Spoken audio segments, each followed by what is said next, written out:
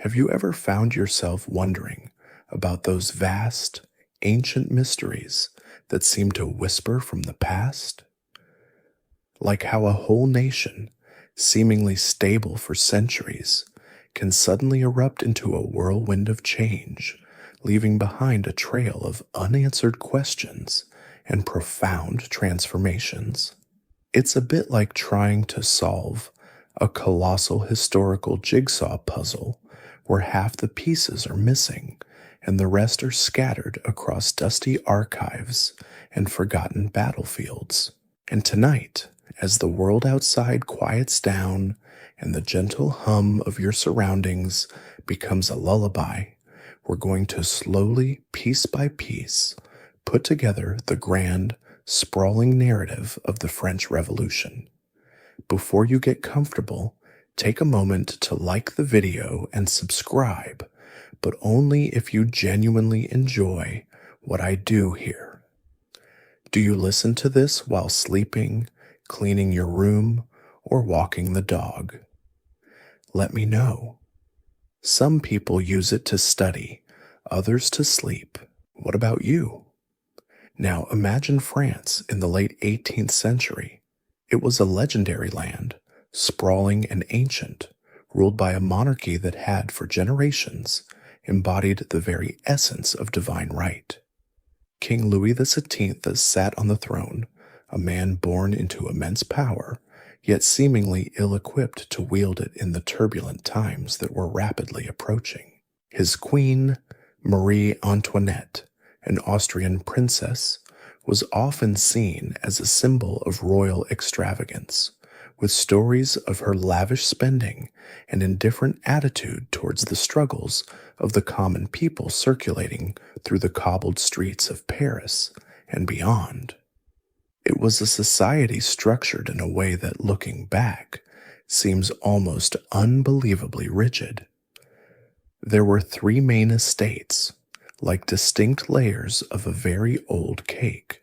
The first estate was the clergy, those who prayed, holding significant land and enjoying considerable tax exemptions.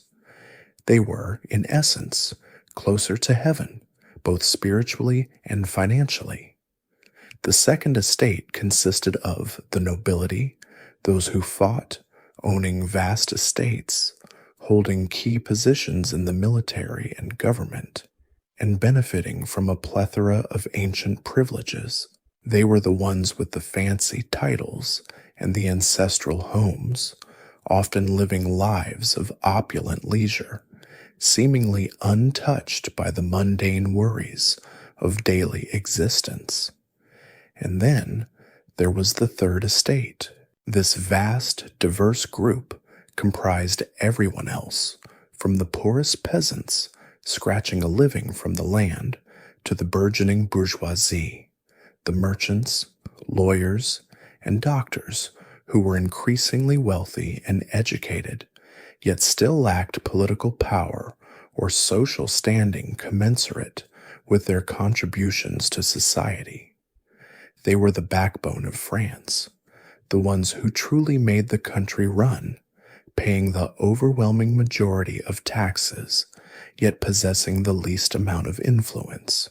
The contrast between the gilded cages of Versailles, where the court danced and dined, and the struggling villages, where hunger was a constant companion, was stark. A vivid tapestry of privilege and poverty woven across the French landscape.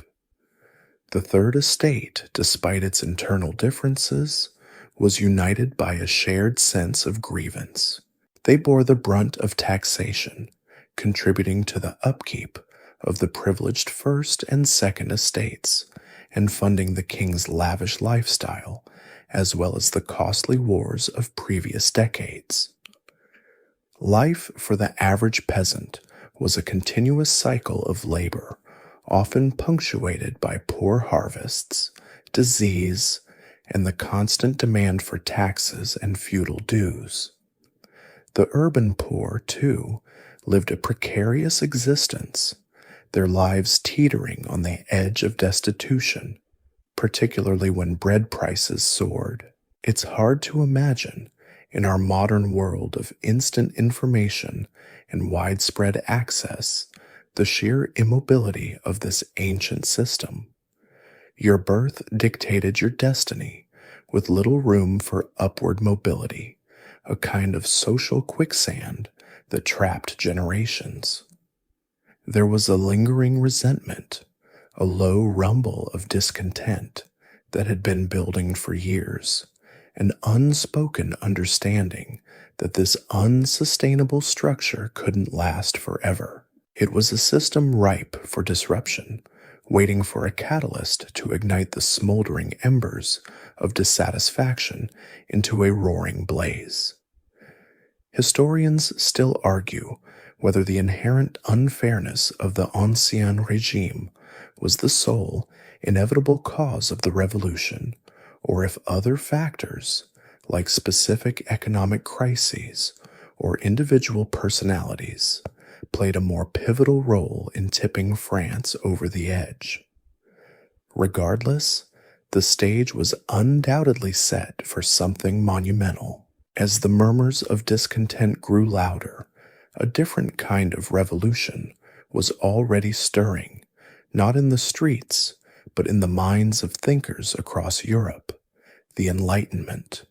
Imagine a quiet library, perhaps in Paris or London, where brilliant minds were busy challenging centuries of accepted wisdom. These were the philosophers, writers, and intellectuals who dared to question the very foundations of society, the absolute power of monarchs, the authority of the church, and the rigid social hierarchies that had long gone unquestioned. They spoke of reason, the idea that human beings could use logic and critical thinking to understand the world and solve its problems, rather than relying solely on tradition or divine revelation. It was a revolutionary concept in an age where everything from the king's power to the peasant's lot was often attributed to God's will. Thinkers like Voltaire championed freedom of speech and religious tolerance, often using biting wit and satire to critique the absurdities of the age. His writings were sharp, like a well-honed blade, cutting through the comfortable illusions of the powerful. Then there was Jean-Jacques Rousseau, who introduced the idea of the social contract, suggesting that legitimate government power came not from God, but from the consent of the governed. He believed that people were naturally good, but corrupted by society, and that true freedom lay in collective self-governance. It was a rather romantic notion, picturing a society where everyone willingly participated, almost like a communal potluck where everyone brings their best dish.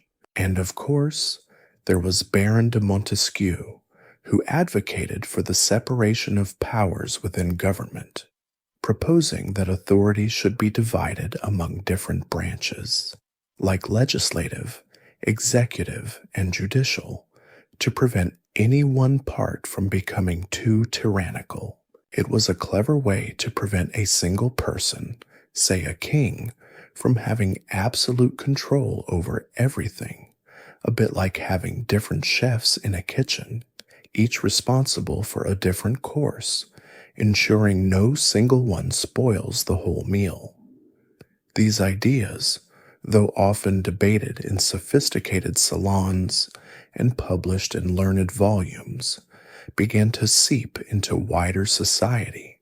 They were discussed in coffee houses, passed around in pamphlets, and even whispered in hushed tones among the educated bourgeoisie. The printing press, remember that magnificent invention, played a crucial role, allowing these radical thoughts to spread faster than ever before.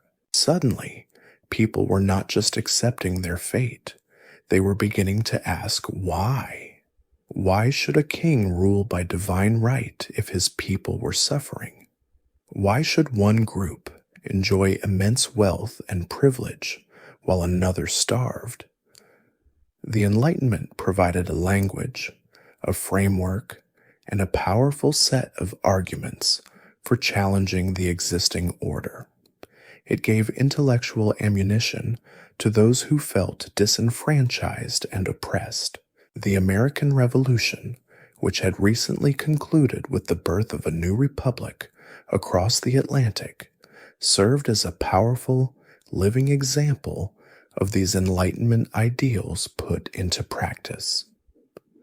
The Americans had declared independence, established a government based on popular sovereignty, and enshrined rights like freedom of speech and assembly in their Constitution.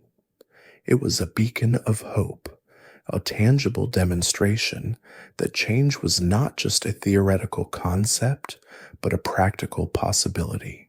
News of this successful rebellion filtered back to France, inspiring many and demonstrating that even powerful empires could be defied. It was a bit like watching your neighbor successfully build a really impressive treehouse. Suddenly, your own little shed doesn't seem quite so grand, and you start thinking about what you could build yourself. However, the influence of the Enlightenment wasn't universally embraced, especially by those in power. King Louis XVI and his court, largely insulated within the lavish confines of Versailles, seemed either unwilling or unable to grasp the profound shifts in public sentiment. They clung to the traditional notion of their divine right, viewing any challenge to their authority as an affront to God himself. The nobility, too, resisted any reforms that might threaten their ancient privileges. They had, after all, enjoyed centuries of comfort and deference, and the idea of sharing power or paying more taxes seemed utterly preposterous. This resistance from the top, combined with the growing intellectual ferment below, created a volatile mix. The stage was being set not just for a political uprising, but for a fundamental clash of ideologies, the old world against the new. While the Enlightenment was busy sparking new ideas in the salons and coffee houses, a much more tangible and far less intellectual problem was steadily devouring France from within, its finances. The treasury was, to put it mildly, in a state of utter disarray, a chaotic mess that grew worse by the day. Imagine trying to run a household where the expenses consistently outstrip the income, year after year, with no end in sight. That was the grim reality for the French monarchy, only on a truly colossal scale. The national debt had ballooned to staggering proportions, a mountain of IOUs that threatened to bury the entire kingdom. A significant portion of this crippling debt stemmed from France's long history of involvement in various wars. Remember the 7 Years' War? That costly conflict, which ended in 1763, had left France militarily and financially depleted, losing vast colonial territories and prestige. It was a bit like betting the farm and losing, only the farm was an entire empire. And then, less than 2 decades later, France threw its considerable financial weight behind the American colonists in their War of Independence against Great Britain. While this intervention was a strategic victory, weakening a traditional rival and proving that Enlightenment ideals could be realized, it came at an exorbitant price. Supporting the American revolutionaries with all the ships, soldiers, and supplies that entailed was an incredibly expensive endeavor, a sort of geopolitical shopping spree paid for on credit. It was the ultimate buy now, pay later scheme, and the later was quickly approaching. Adding to this immense war-related expenditure was the persistent problem of the royal court's lavish spending. Versailles, the magnificent palace, was a symbol of absolute monarchy, but it was also a veritable money pit. The endless stream of court festivities, the elaborate fashions, the upkeep of vast gardens, and the sheer number of courtiers living off the royal purse all contributed to a drain on the national coffers. Marie Antoinette, in particular, became a focal point of public resentment due to her perceived extravagance. Stories, often exaggerated, of her elaborate hairstyles, extensive wardrobe, and gambling habits painted a picture of a queen completely detached from the suffering of her people. While some of these tales might have been a bit like modern-day celebrity gossip, entertaining but not entirely accurate, they certainly helped to fuel public anger. It's almost as if she was living in a different dimension, one where the economy operated on an endless supply of designer gowns and diamond necklaces, rather than the harsh realities of bread prices and taxes. To compound these woes, the French tax system was deeply, almost comically, inefficient and unfair. The first and second estates, the clergy and nobility, were largely exempt from many of the taxes that burdened the common people. This meant that the heaviest financial load fell squarely on the shoulders of the third estate, who already had the least capacity to pay. Imagine a large family dinner where only one person is expected to pay the entire bill, even though everyone else ordered the most expensive dishes. It was a recipe for resentment and eventually disaster. Efforts to reform this antiquated system were consistently blocked by the privileged estates, who clung fiercely to their exemptions. They simply couldn't fathom a world where they contributed equally, seeing it as an affront to their ancient rights and status. Several finance ministers, each more desperate than the last, attempted to implement reforms to avert the impending financial catastrophe.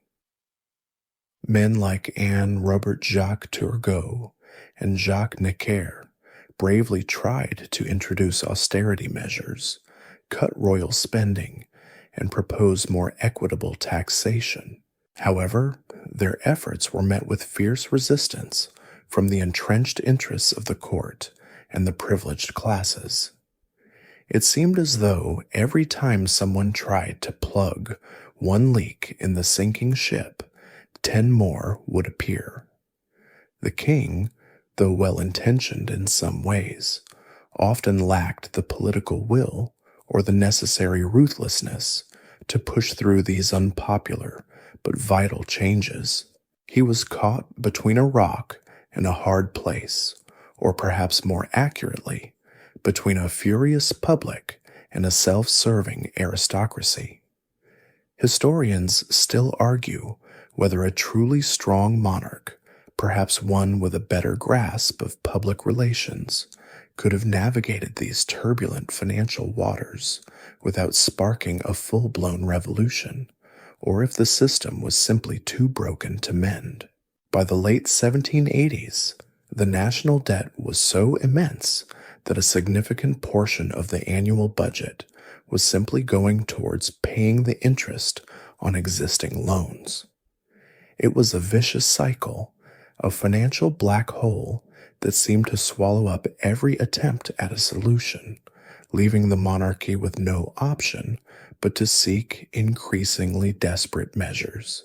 With the financial situation spiraling completely out of control, and no amount of borrowing or desperate pleas for more taxes seemingly able to staunch the bleeding, King Louis XIII, advised by his beleaguered ministers, found himself facing an unprecedented and rather uncomfortable choice. He had to do something truly drastic, something that hadn't been done in France for over 175 years. He had to summon the Estates General. Think of it as the ultimate Hail Mary pass in a game that was rapidly slipping away. The last time this ancient representative assembly had met was in 1614, and in a rapidly changing world, its very summoning was a sign of the monarchy's desperation and the depth of the crisis. The Estates General was not a true parliament in the modern sense. It was a consultative body, traditionally composed of representatives from each of the three estates. The idea was that by bringing together representatives from the clergy, the nobility, and the commoners, a consensus could be reached on how to solve the nation's problems, primarily the devastating financial crisis. Each estate would present its grievances, deliberate, and then cast a vote. Sounds straightforward enough, right? Well, not so much. The traditional voting method was by order, meaning each estate received one vote, regardless of the number of representatives it had. This system inherently favored the first and second estates, who could easily outvote the third estate 2-1, even though the third estate represented the vast majority of the French population. It was a bit like having three friends decide what pizza to order, but two of them always get 2 votes each, even if the third friend is paying for the whole thing. As the elections for representatives took place across France in late 1788 and early 1789, an incredible wave of political excitement swept through the country. For the first time in generations, ordinary people felt they had a voice, a chance to express their frustrations and propose solutions. Pamphlets circulated widely, debating the proper structure and purpose of the Estates General. One of the most famous, "What is the Third Estate?" by Abbé Sieyès, argued forcefully that the Third Estate was the nation, a complete entity capable of flourishing without the other two. It was a powerful, rallying cry for change, articulating the burgeoning sense of self-worth and importance within the non-privileged classes. Alongside the elections, citizens were encouraged to draft cahiers de doléances, or books of grievances, which were lists of complaints and suggestions for reform. These documents, collected from towns and villages all over France, provide an extraordinary snapshot of the diverse hopes, frustrations, and demands of the French people on the eve of the Revolution. They ranged from calls for tax reform and an end to feudal dues to demands for greater political representation and more enlightened governance. They were a testament to the fact that while the monarchy focused on financial woes, the people had a much broader list of grievances. Imagine collecting every complaint email sent to a major corporation for a year, and then trying to solve all of them at once. It was an overwhelming task, but also a moment of immense, if fleeting, unity in shared dissatisfaction. When the Estates General finally convened on May 5th, 1789, at Versailles, the air was thick with anticipation. The representatives of the Third Estate, numbering around 600, were largely drawn from the educated bourgeoisie, lawyers, merchants, and landowners, men who were articulate, ambitious, and deeply aware of their collective strength. They arrived dressed in simple, dark clothing, a stark contrast to the elaborate robes and finery of the clergy and nobility. King Louis XVII, in his opening speech, focused almost exclusively on the financial crisis, seemingly missing the deeper currents of political and social reform that the Third Estate so desperately desired. He essentially said, "Help me fix the budget, and then you can all go home." Almost immediately, the crucial question of voting procedure became a major point of contention. The Third Estate, acutely aware that voting by order would render their efforts meaningless, demanded voting by head, where each individual deputy would have one vote.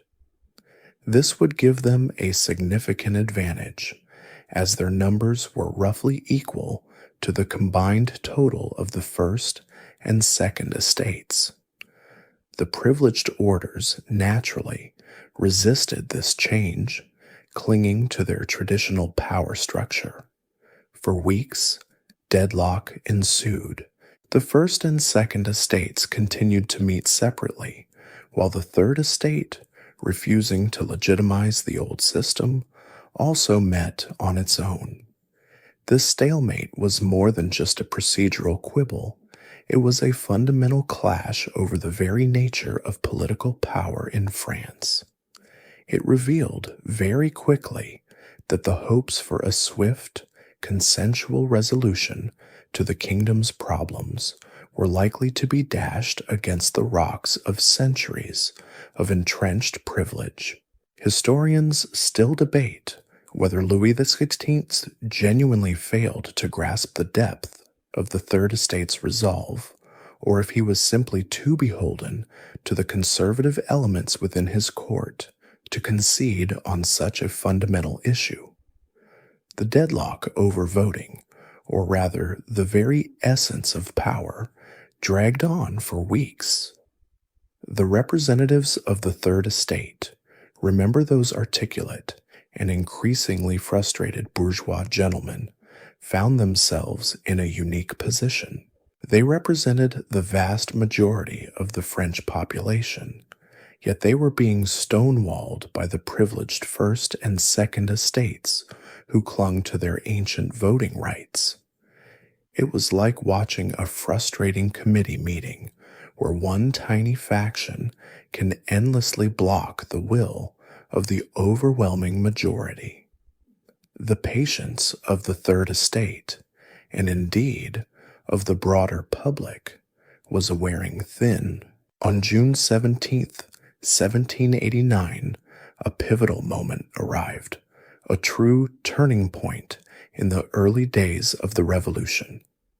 Feeling that their legitimate demands were being ignored, and emboldened by the growing support from some sympathetic members of the clergy, remember them from the First Estate, some were quite reform-minded, the representatives of the Third Estate took a bold and decisive step. They declared themselves the National Assembly. This was no small gesture.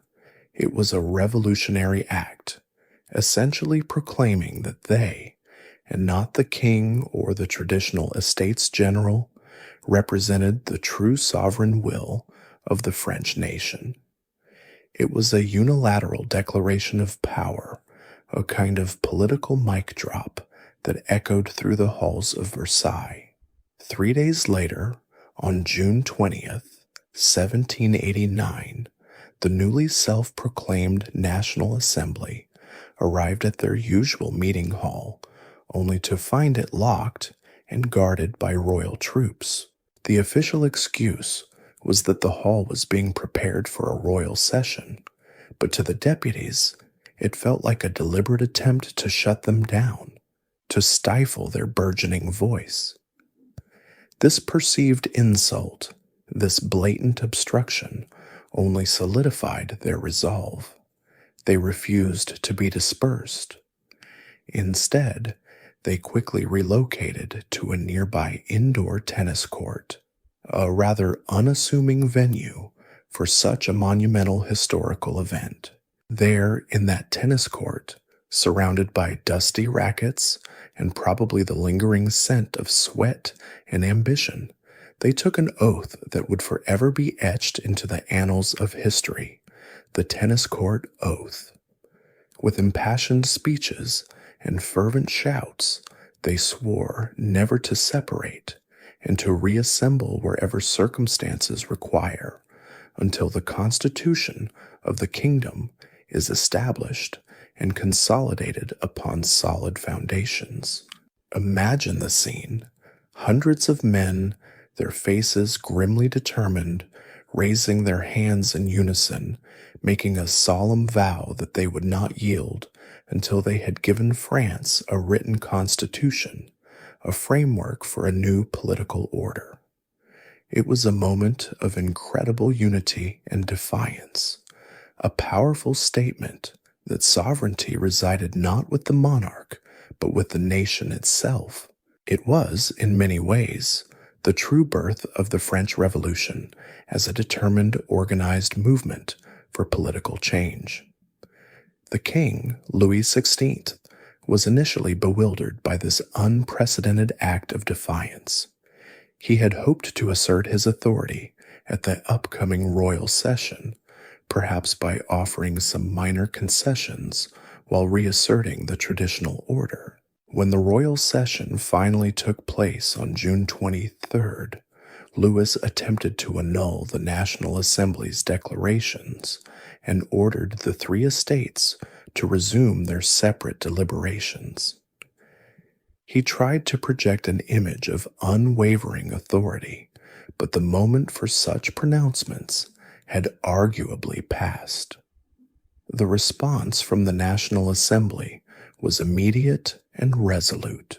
When the Master of Ceremonies reminded them of the king's order to disperse, the legendary figure of Honoré Gabriel Riquetti, Count of Mirabeau, a charismatic and powerful orator, famously retorted, "Go tell those who sent you that we are here by the will of the people, and we will not leave except by the force of bayonets."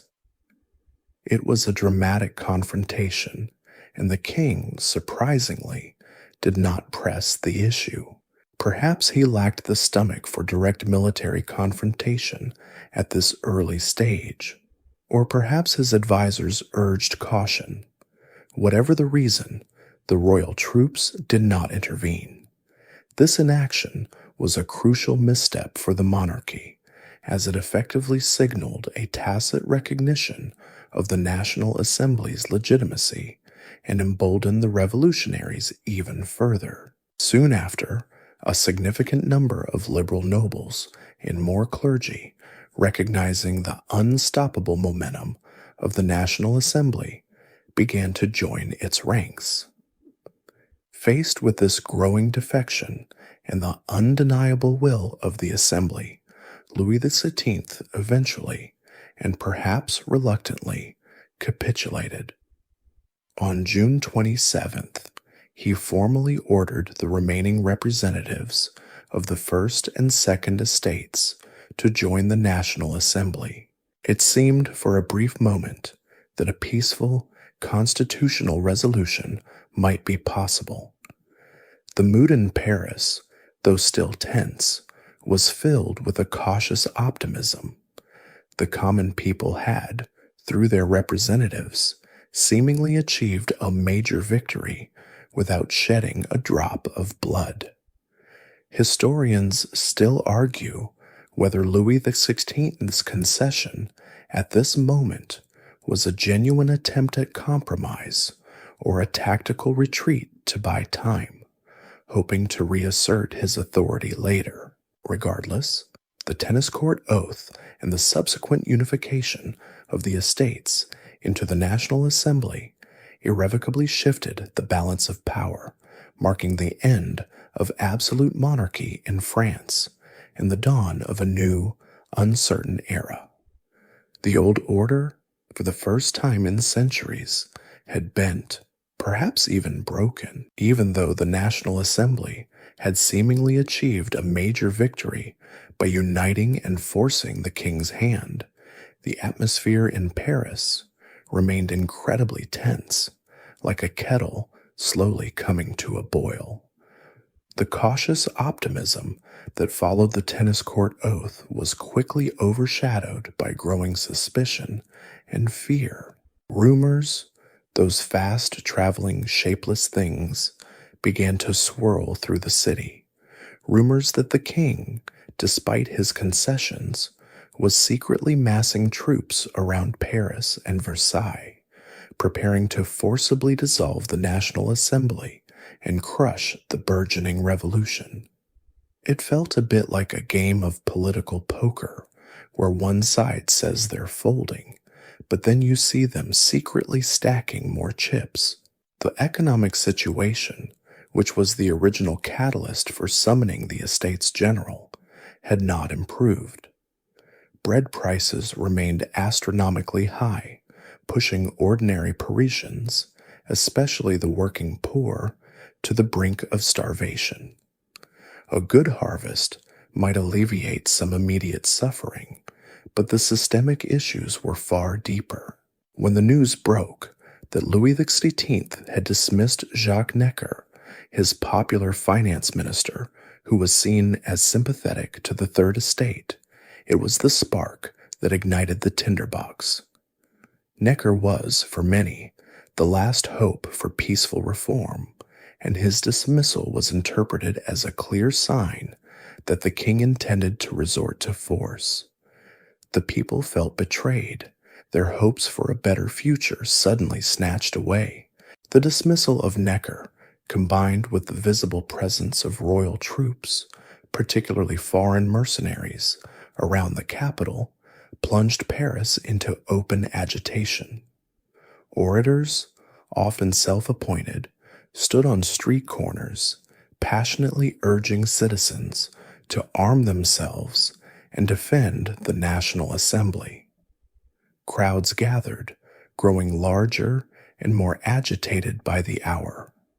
The streets buzzed with a nervous energy, a palpable sense of impending conflict. People began to seize weapons wherever they could find them, from gunsmiths, private homes, and even museums. It was a scramble, a desperate effort to prepare for what felt like an inevitable confrontation. On July 14th, 1789, the simmering unrest boiled over. The target for this desperate surge for arms became the Bastille, an ancient medieval fortress in the heart of Paris. To most Parisians, the Bastille was far more than just a prison. It was a grim, imposing symbol of royal tyranny, a physical manifestation of the absolute power of the monarchy and its ability to arbitrarily imprison anyone who dared to defy it. Though it held only a handful of prisoners at the time, its menacing towers and thick walls loomed large in the public imagination. It was the place where political dissidents were sent, where letters de cachet, royal orders for arbitrary arrest, delivered people into its dark embrace. It was the epitome of the Ancien Regime's oppressive nature. A massive crowd, estimated to be in the tens of thousands, converged on the Bastille. They demanded arms, gunpowder, and the release of any political prisoners. The governor of the Bastille, Bernard René de Launay, initially resisted, attempting to negotiate with the angry mob. However, tensions escalated rapidly. Shots were fired, and whether by design or accident, the fortress's defenders opened fire on the crowd, infuriating them further. What followed was a chaotic, bloody siege. The crowd, now joined by defecting soldiers from the French Guard who brought with them cannons, pressed their attack with ferocity. After several hours of intense fighting, Governor de Launay, realizing his position was untenable and fearing a massacre, eventually surrendered. The storming of the Bastille was a relatively small military engagement in the grand scheme of things, but its symbolic significance was enormous, far outweighing the actual strategic value of the fortress. The fall of the Bastille sent shockwaves across France and Europe. It demonstrated unequivocally that the power of the king was not absolute, that the common people, when united and determined, could defy royal authority and succeed. The image of the Bastille, once a symbol of oppression, now lay in ruins, a tangible monument to the people's triumph. It was an iconic moment, a visual representation of a paradigm shift. News of the Bastille's fall spread like wildfire, reaching Versailles later that night. When the Duke of La Rochefoucauld-Liancourt informed King Louis XVI of the event, the king reportedly asked, "Is it a revolt?" To which the Duke famously replied, "No, sire, it is a revolution." This exchange, perfectly captures the moment of realization that what was happening was not merely a temporary uprising, but a fundamental, irreversible change in the fabric of French society. Historians still argue whether the storming of the Bastille was a spontaneous act of popular fury or if it had some elements of pre-planning by radical elements within Paris. Regardless, its immediate effect was profound. Louis XVI, shaken by the events, quickly withdrew his troops from Paris and recalled Necker, tacitly acknowledging the authority of the newly formed National Assembly. The Bastille's stones, so recently a symbol of unbroken power, were now being carried away, piece by piece, as souvenirs of a day that changed everything, a day that echoed with the triumphant roar of a people who had finally found their voice. The rumble of the Bastille's collapse, both literal and metaphorical, reverberated far beyond the walls of Paris. It sent a clear, unmistakable message throughout France. The old order, the Ancien Régime, was crumbling. What followed was a wave of unprecedented social and political upheaval that swept across the countryside, often referred to as the Great Fear. Imagine the collective anxiety of generations suddenly unleashed, fueled by rumor and centuries of resentment. Peasants, long burdened by feudal obligations, high taxes, and the ever-present threat of aristocratic power, rose up in spontaneous acts of defiance. They attacked chateaux, the grand homes of the nobility, burning feudal documents that recorded their debts and obligations. Sometimes, unfortunately, the anger spilled over into violence, but the primary target was usually the symbols of oppression, rather than the people themselves. It was a widespread, almost organic uprising that demonstrated the depth of rural discontent. Faced with this widespread unrest and the undeniable breakdown of royal authority in the provinces, the National Assembly, now meeting in Paris and feeling the immense pressure from both urban and rural populations, recognized the urgent need to address the deep-seated grievances that had fueled these revolts. On the night of August 4th, 1789, in a truly remarkable and somewhat frantic session, a wave of revolutionary fervor swept through the assembly. Noble deputies, caught up in the spirit of the moment and perhaps fearing for their own safety and property, began to voluntarily renounce their ancient privileges. It was a kind of domino effect, as one noble after another stepped forward, giving up their feudal rights, their hunting privileges, their exemptions from taxation, and their exclusive rights to certain offices. This extraordinary session, often referred to as the August Decrees, saw the rapid, almost instantaneous abolition of feudalism. No more forced labor, no more exclusive hunting rights for the nobility, no more arbitrary fees and duties that had bound peasants to the land for centuries.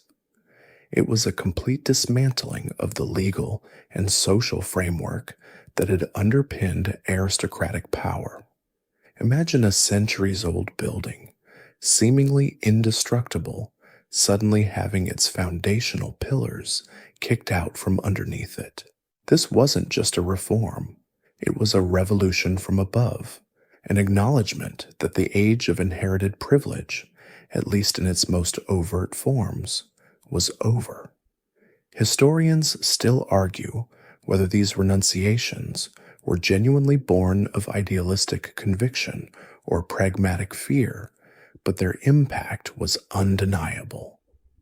Just a few weeks later, building on the spirit of the August decrees, the National Assembly issued another monumental document, the Declaration of the Rights of Man and of the Citizen.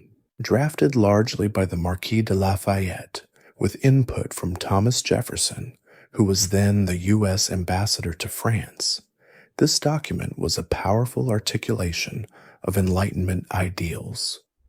It proclaimed that all men are born and remain free and equal in rights. It affirmed principles like liberty, property, security, and resistance to oppression. It declared that sovereignty resided in the nation, not in the king, and that law should be an expression of the general will. Furthermore, it guaranteed freedom of speech, freedom of the press, and freedom of religion. It was a truly transformative statement, not just for France, but for the world. It laid out a vision of society founded on universal principles rather than on inherited status or divine right. It was, in many ways, the philosophical blueprint for a modern liberal state. This declaration was revolutionary because it fundamentally challenged the very core of the Ancien regime. It shifted the source of political authority from the monarch to the people or the nation. It articulated a vision where individual rights were paramount and where all citizens were equal before the law, regardless of their birth. Imagine living in a society where your entire life was dictated by the circumstances of your birth, and then suddenly being told that you were in fact free and equal. It was an astonishing, almost dizzying proposition for millions. However, it's worth noting that while the Declaration was incredibly progressive for its time, it did have its limitations. The rights of man did not explicitly extend to women, despite the efforts of some female activists like Olympe de Gouges, who would later write her own Declaration of the Rights of Woman and the Female Citizen. Nor did it immediately address the issue of slavery in the French colonies, a hypocrisy that would become increasingly apparent. So while it was a giant leap forward, it wasn't a perfect landing if you catch my drift. Despite these caveats, the Declaration of the Rights of Man and of the Citizen became a foundational text for the revolution and an enduring inspiration for human rights movements worldwide. It was disseminated widely, read aloud in public squares, and discussed in every corner of France, planting the seeds of universal aspirations in the minds of countless individuals. The dismantling of feudalism and the promulgation of this declaration truly marked the end of an era, signifying a profound, irreversible break with the past and laying the intellectual and legal groundwork for a radically different future. Even with the abolition of feudalism and the grand pronouncements of the Declaration of the Rights of Man, the fundamental problem of food scarcity, especially bread, continued to gnaw at the very heart of Paris. It's hard to build a new society when a significant portion of your population is perpetually hungry. the abstract ideals of liberty and equality, while inspiring, don't fill empty stomachs. The king and the National Assembly were still at Versailles, some 12 miles outside Paris, seemingly insulated from the daily struggles of the common people. This distance, both physical and metaphorical, fostered a growing sense of frustration and suspicion among the Parisian populace, particularly among the working class women who bore the brunt of feeding their families. The rumors persisted that the royal family was hoarding grain, that they were indifferent to the suffering of their subjects, and even that they were actively plotting against the revolution with foreign powers. These whispers, amplified by radical journalists and fueled by genuine hardship, created a volatile mix. On October 5th, 1789, the tension finally snapped. It began with a market woman, a fishwife perhaps, beating a drum in the streets of Paris, protesting the chronic shortage and high price of bread. Her solitary act quickly became a rallying cry.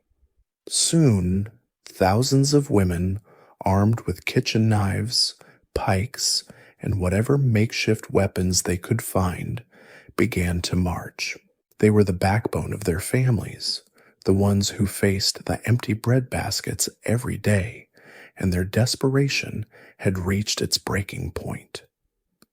This incredible outpouring of female anger and determination grew into a massive procession, swelling to an estimated 7,000 to 10,000 women, and some men, though it was predominantly women, as it made its way through the driving rain from Paris to Versailles. It was a truly formidable sight, a river of determined, soaked humanity, their voices raised in a unified demand for bread and for the king to return to Paris. They believed that if the king was closer, he would be more aware of their suffering and more responsive to their needs. It was a primal, almost visceral expression of popular sovereignty, a direct challenge to the distant, regal authority. When they finally arrived at Versailles, exhausted and drenched, they stormed the palace gates. The atmosphere was incredibly chaotic and fraught with danger. Some guards were attacked, and there were brief, terrifying skirmishes. The Marquis de Lafayette, remember him, the hero of the American Revolution and commander of the newly formed National Guard, arrived with his troops, attempting to restore order and mediate between the enraged crowd and the terrified royal family. It was a tightrope walk for Lafayette, trying to appease both the revolutionaries and protect the monarchy. The women, however, were resolute. They managed to breach the palace itself, even entering the royal apartments. It was a moment of profound humiliation and terror for the royal family, especially for Marie Antoinette, whose life was briefly in danger. Imagine the stark contrast. The grandeur of the palace, built to impress and intimidate, now overrun by angry, hungry women demanding accountability. Eventually, after hours of tense negotiation and a display of raw popular power, the king was convinced to address the crowd from a balcony. To appease them, he agreed to two crucial demands: to provide provisions from the royal stores to feed the hungry Parisians, and most importantly, to return to Paris with his family. On October 6, 1789, the royal family, along with the National Assembly, effectively became prisoners of the people. They were escorted from Versailles to the Tuileries Palace in Paris, a much less grand and less defensible residence. The procession back to the capital was surreal. The royal carriage, flanked by the armed women, their pikes adorned with loaves of bread, symbolizing their victory. It was a powerful, almost theatrical demonstration of the shift in power. The king, once an almost divine figure, secluded in his opulent palace, was now literally brought back to the heart of his struggling capital under the watchful eye of his people. The Women's March on Versailles was more than just a protest over bread prices. It fundamentally altered the political landscape. It showed that popular action could directly influence events, even dictate the movements of the monarch. It irrevocably ended the perceived distance between the king and his people, shattering the illusion of his untouchable authority. From this point forward, the king was no longer seen as an absolute ruler, but as a figure largely beholden to the will of the Parisian populace. This event also cemented the growing importance of the Parisian crowds, or sans-culottes as they would later be called, as a powerful, often unpredictable force in the revolutionary process. Historians still debate the extent to which the march was a spontaneous uprising versus being subtly orchestrated by political agitators, but its impact on the course of the revolution is undeniable. The monarchy had been plucked from its gilded cage and placed firmly within the revolutionary maw of Paris, setting the stage for even more dramatic developments. With the royal family now effectively residing in Paris, under the watchful, if sometimes chaotic eye of the National Guard and the Parisian populace, France entered a period of uneasy calm and intense political restructuring. The king was no longer an absolute monarch.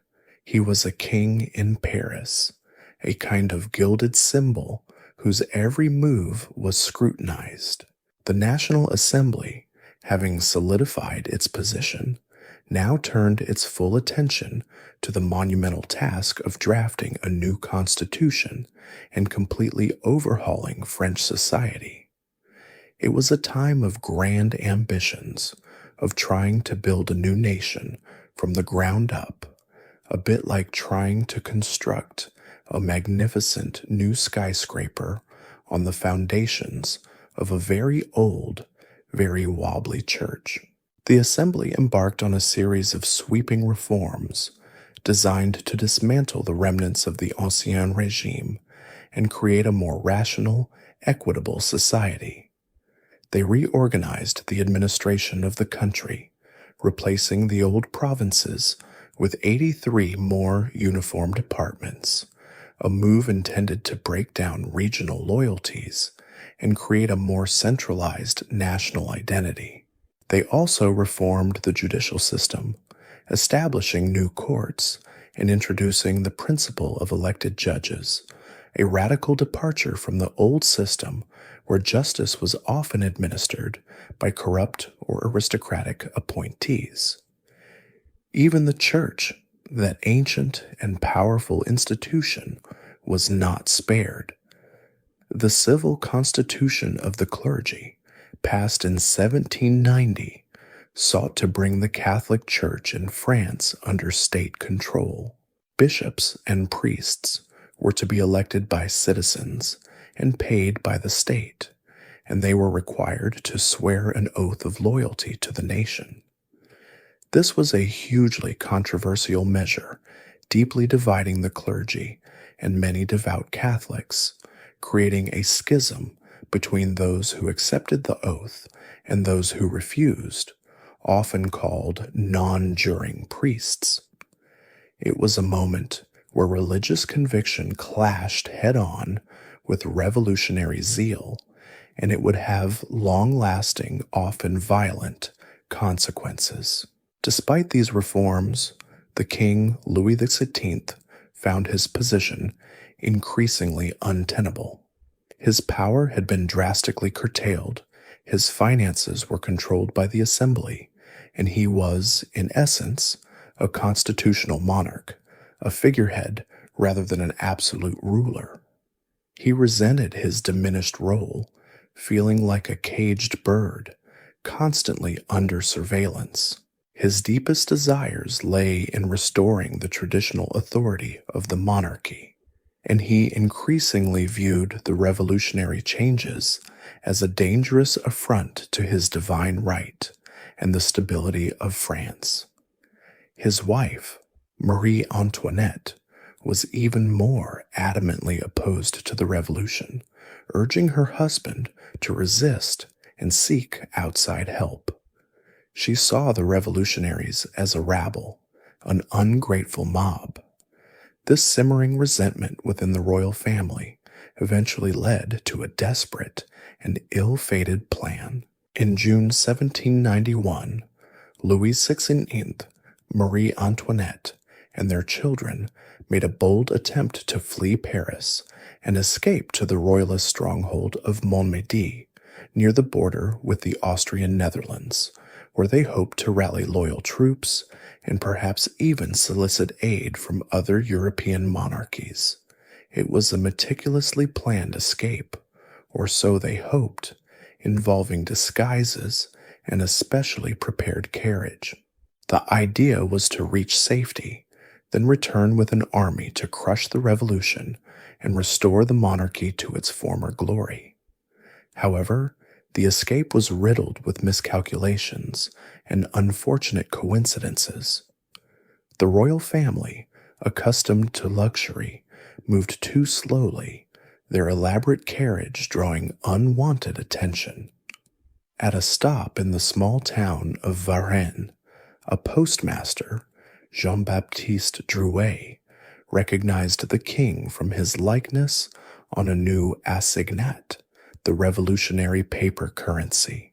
It was a moment of incredible irony, the very currency of the revolution, identifying the king who sought to overthrow it.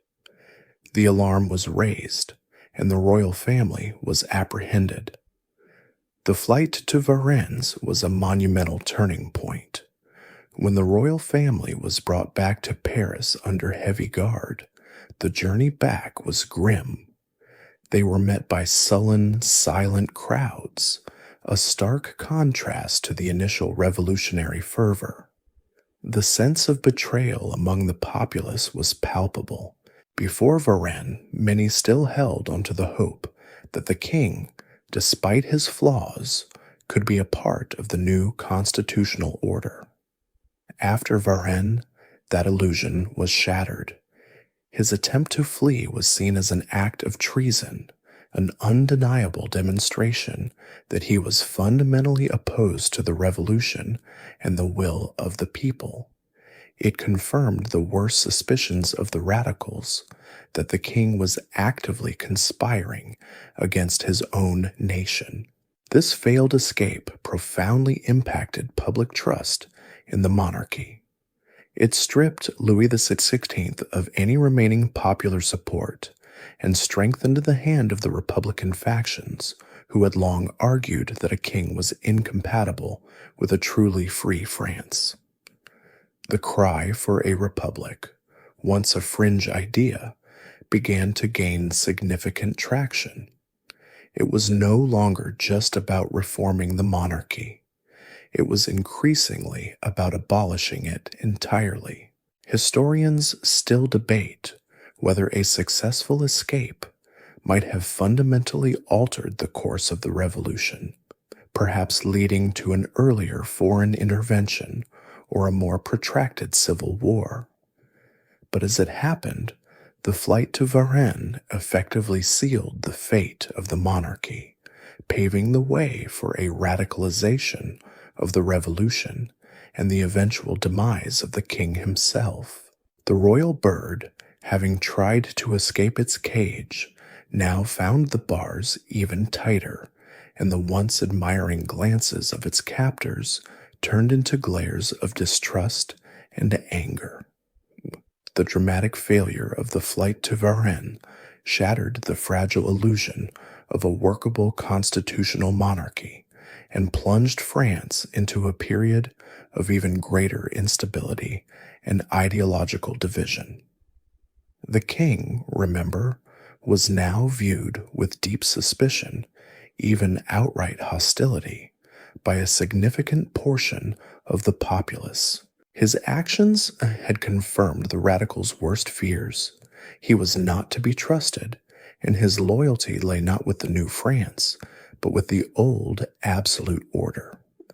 This profound shift in public opinion set the stage for the next phase of the revolution. Despite the widespread distrust of Louis XVI, the National Assembly, which had been diligently working on a new constitution, felt compelled to proceed with the establishment of a constitutional monarchy. They had, after all, sworn the tennis court oath to create a constitution, and simply abolishing the monarchy outright at this stage was still a step too far for many, especially the more moderate factions. So in September 1791, the Constitution of 1791 was finally completed and grudgingly accepted by King Louis XVI. This document was a monumental achievement, transforming France into a constitutional monarchy, a system where the king's power was severely limited by a written constitution and a representative assembly. Under this new constitution, executive power remained with the king, but he was now merely the king of the French, rather than the king of France by the grace of God, a subtle but significant change in title reflecting the shift in sovereignty.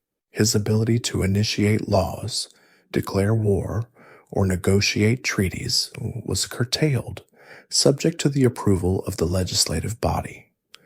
The new legislative power was vested in a single-chamber legislative assembly, elected by a system of indirect suffrage.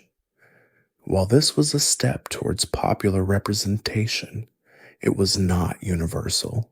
Only active citizens, men over 25 who paid a certain amount in taxes, were eligible to vote, meaning a significant portion of the poorer population, the very sans-culottes who had stormed the Bastille and marched on Versailles, were excluded.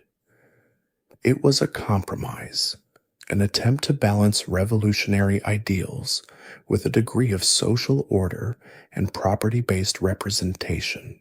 This period of constitutional monarchy, from September 1791 to August 1792, was marked by an uneasy coexistence between the king and the new legislative assembly.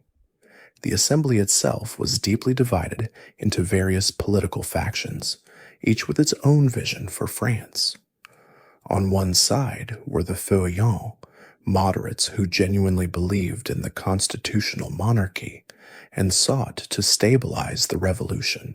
On the other were the more radical Girondins and Jacobins, who increasingly advocated for a republic and further revolutionary change.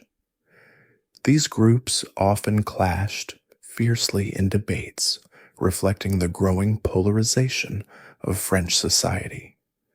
It was a bit like having a car where the driver wants to go right, the passenger wants to go left, and the backseat drivers just want to argue about everything. Adding to the internal divisions was the constant threat from outside France. European monarchs, particularly the rulers of Austria and Prussia, viewed the events in France with growing alarm. They saw the French Revolution not just as an internal French affair, but as a dangerous contagion, a radical idea that could spread across borders and inspire their own subjects to question royal authority. They openly expressed solidarity with Louis XVI and Marie Antoinette, who was, after all, the sister of the Austrian Emperor Leopold II. This growing external pressure, combined with the king's perceived disloyalty, created a profound sense of paranoia and urgency within France. The Declaration of Pillnitz, issued jointly by Austria and Prussia in August 1791, famously called for European powers to intervene if Louis XVI's position was threatened.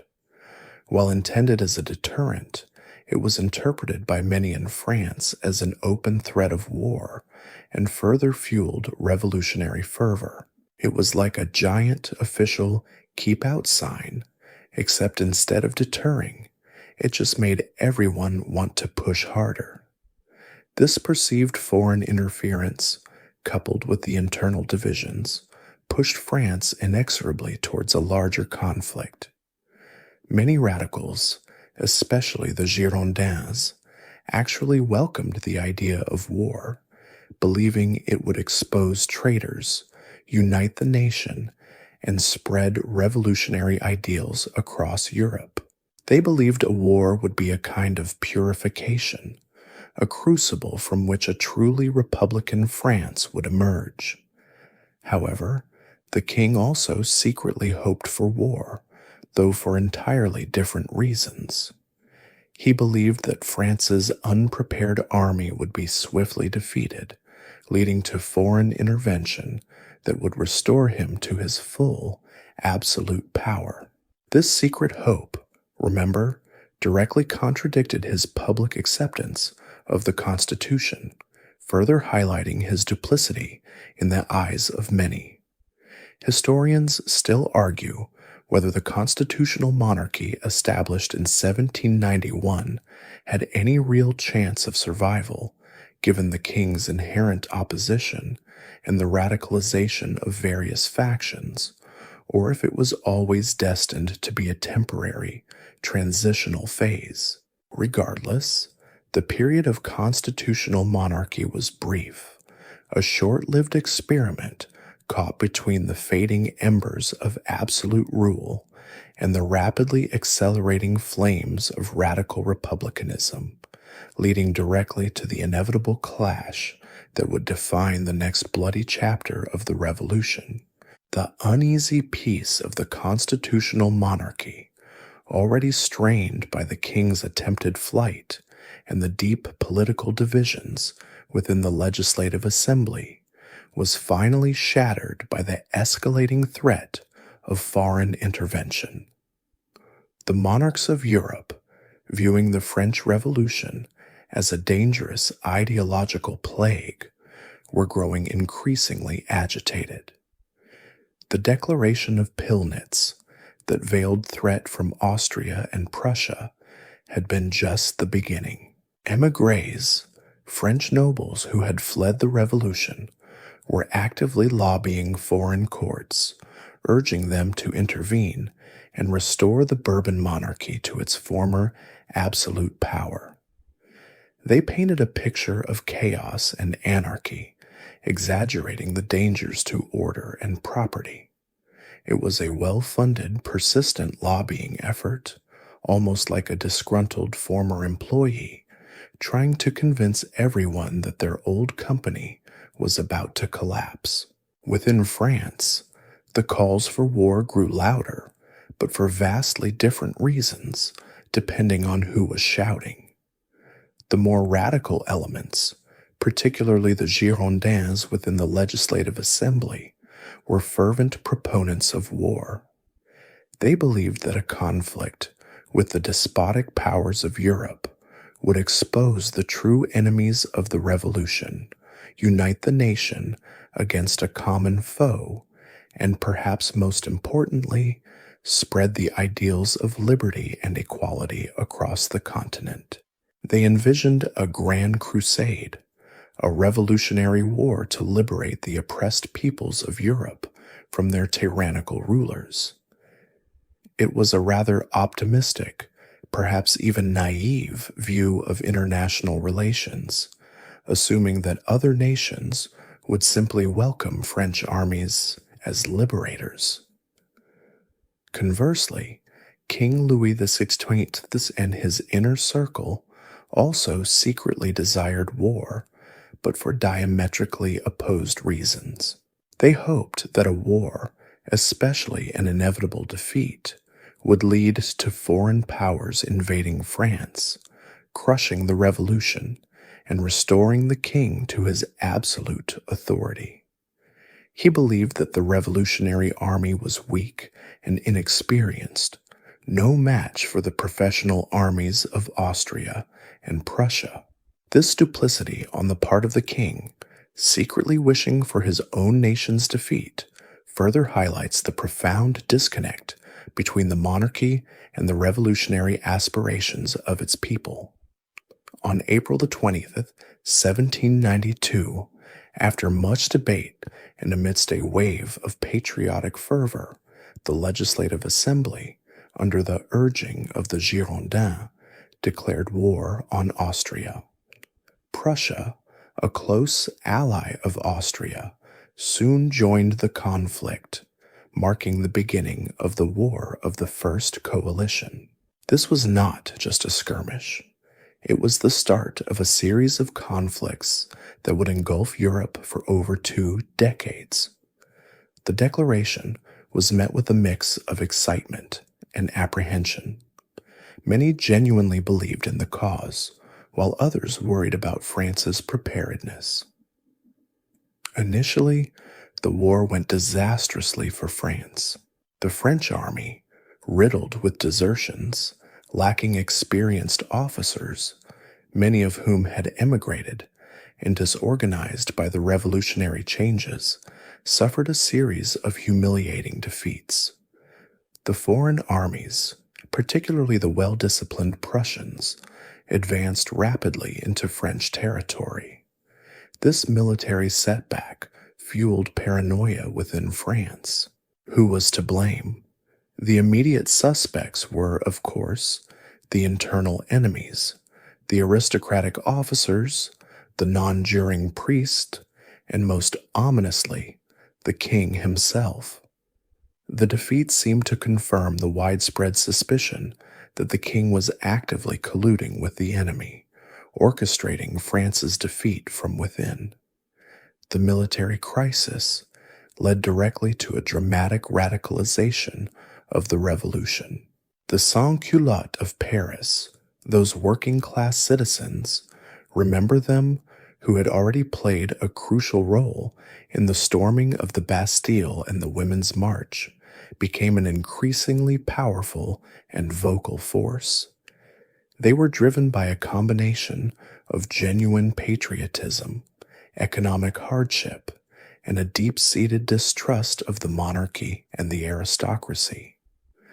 They demanded more radical measures, calling for the complete abolition of the monarchy and the establishment of a republic.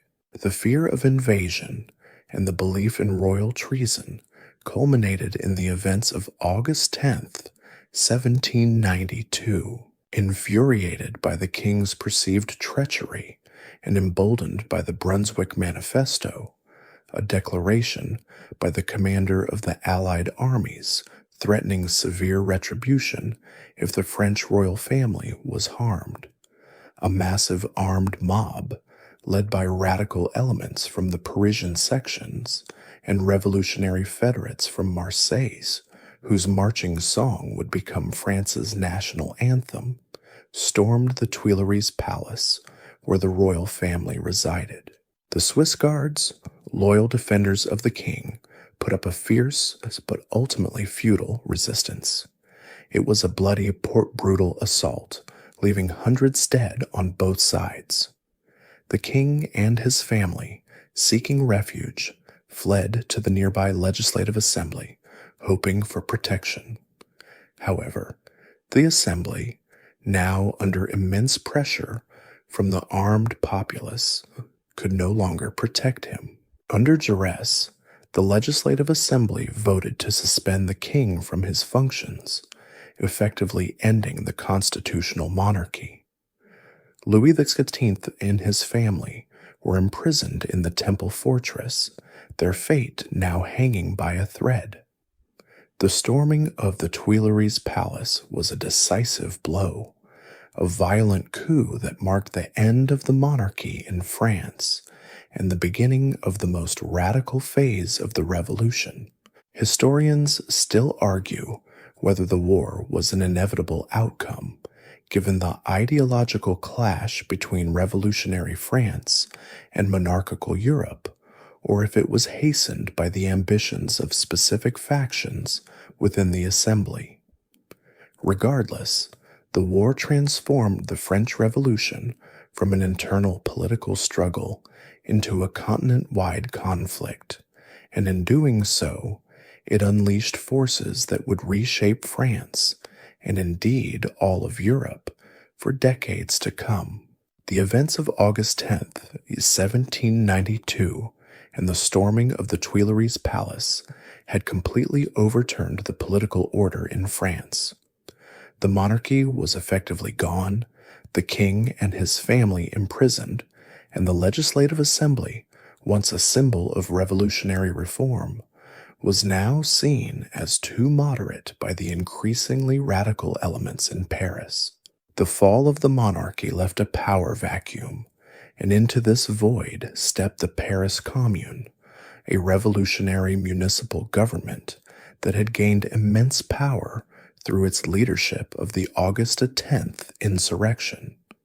It was, in many ways, the voice of the sans-culottes, those working-class Parisians who felt the revolution wasn't moving fast enough. The military situation outside Paris continued to deteriorate rapidly. The Allied armies of Austria and Prussia, remember them from Section 11, continued their relentless advance into French territory.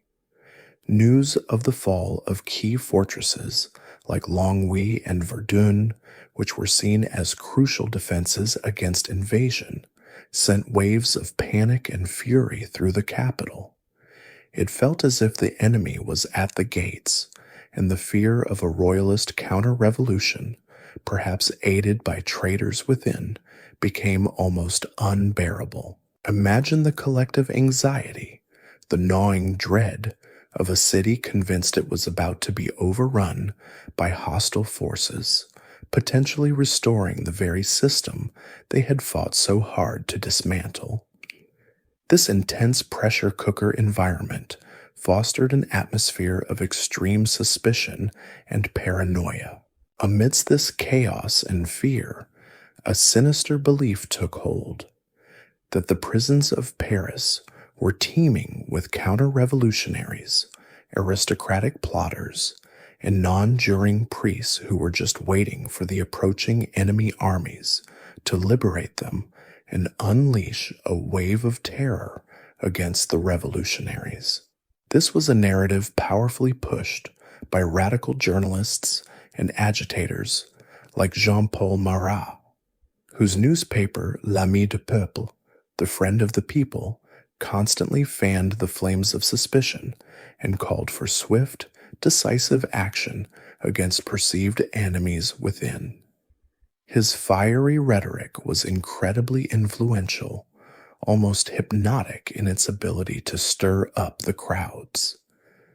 The panic reached a crescendo in early September 1792. From September the 2nd to September 6th, a horrific series of events unfolded that would become known as the September massacres. Mobs of sans-culottes, fueled by fear, rumors, and the incendiary calls of radical leaders, stormed the prisons of Paris. They dragged out prisoners, aristocrats, priests, common criminals, and even ordinary citizens accused of counter-revolutionary sympathies, and subjected them to summary trials, often conducted by improvised popular tribunals in the prison courtyards. These were not trials in any recognizable legal sense. They were brutal, hurried affairs, often lasting just moments, with predetermined outcomes. The scene was grisly. Thousands of prisoners were systematically murdered, often with pikes, swords, and axes, in what amounted to a horrific spasm of collective violence. Estimates vary, but between 100 and 1,400 people were killed in Paris alone during these few days. Among the victims was the Princesse de Lamballe, a close friend of Marie Antoinette, whose gruesome death became a symbol of the revolution's darkest side. The authorities, particularly the new provisional government and the Paris Commune, did little to stop the carnage. Some, like Georges Danton, the influential minister of justice, even seemed to tacitly condone the violence, viewing it as a necessary, if regrettable, act of self-preservation for the revolution. It was a moment where the thin veneer of civility was stripped away, revealing the raw, brutal face of revolutionary fervor. The September massacres sent shockwaves across Europe, confirming the worst fears of the monarchies about the inherent barbarity of the French Revolution. For many abroad, it was proof that the revolution had descended into anarchy and mob rule. Within France, the massacres deeply divided opinion. While some radicals justified them as a necessary evil to safeguard the revolution from internal enemies, others, even within the revolutionary ranks, were horrified by the unchecked brutality. Historians still argue whether the massacres were a spontaneous outburst of popular rage or if they were, to some degree, organized or encouraged by political factions. Regardless, they marked a profound shift in the revolution's character, demonstrating the terrifying potential for violence when fear and suspicion take hold. The immediate aftermath of the massacres saw the revolution accelerate its trajectory towards a republic. The Legislative Assembly, weakened and discredited by its inability to control the Paris Commune and the escalating violence, quickly called for new elections, this time based on universal male suffrage, to elect a national convention. This new body would be tasked with drafting a new, more republican constitution and governing France. The massacres, in a twisted way, cleared the path for a more radical government, as many moderate voices were silenced or intimidated. The revolution had, in a horrifying few days, shown its teeth, leaving a lingering, chilling echo in the hearts of those who witnessed it, and setting a dark precedent for the violence that was yet to come. The initial hopes for a peaceful transition to a new order now seemed a very distant dream, replaced by a grim reality of bloodshed and fear. In the wake of the horrifying September massacres, with the monarchy abolished in all but name and the Legislative Assembly discredited, France desperately needed a new governing body to navigate the treacherous waters of revolution and war. The answer came in the form of elections for the National Convention, a body that would effectively govern France and draw up a new republican constitution. These elections, unlike previous ones, were conducted with universal male suffrage, meaning all adult men, regardless of their property or tax payments, now had the right to vote. It was a truly radical step for the time, a genuine leap towards popular democracy, even if the shadow of recent violence still loomed large. The National Convention officially convened on September 20th, 1792. Its very first act, on September 21st, was monumental. It formally abolished the monarchy and declared France a republic. This was a moment of profound symbolism, marking the definitive end of over 1,000 years of monarchical rule in France. Imagine the cheers, the shouts, the sense of exhilaration and triumph that must have filled the hall. The concept of a republic, where power derived from the people rather than a hereditary ruler, was a truly revolutionary idea, in a Europe dominated by kings and emperors. It was a bold statement to the world. France was charting a new course, one based on liberty, equality, and fraternity. However, beneath the surface of this newfound republican unity, deep divisions quickly emerged within the convention, just as they had in the previous assemblies. Two main factions dominated the debates, the Girondins and the Montagnards. The Girondins, many of whom came from the provinces, tended to be more moderate Republicans. They advocated for a decentralized government, favored free market policies, and were wary of the influence of the Parisian sans-culottes. They believed the revolution had gone far enough and needed to consolidate its gains. Think of them as the sensible, perhaps a little cautious, administrators who wanted to tidy up the revolutionary house. The Montagnards, on the other hand, were the radical faction, so named because they sat on the highest benches, the mountain, in the assembly hall. Their leaders included charismatic and ruthless figures like Maximilien Robespierre, Georges Danton, and Jean-Paul Marat, yes, the newspaper editor we met in earlier.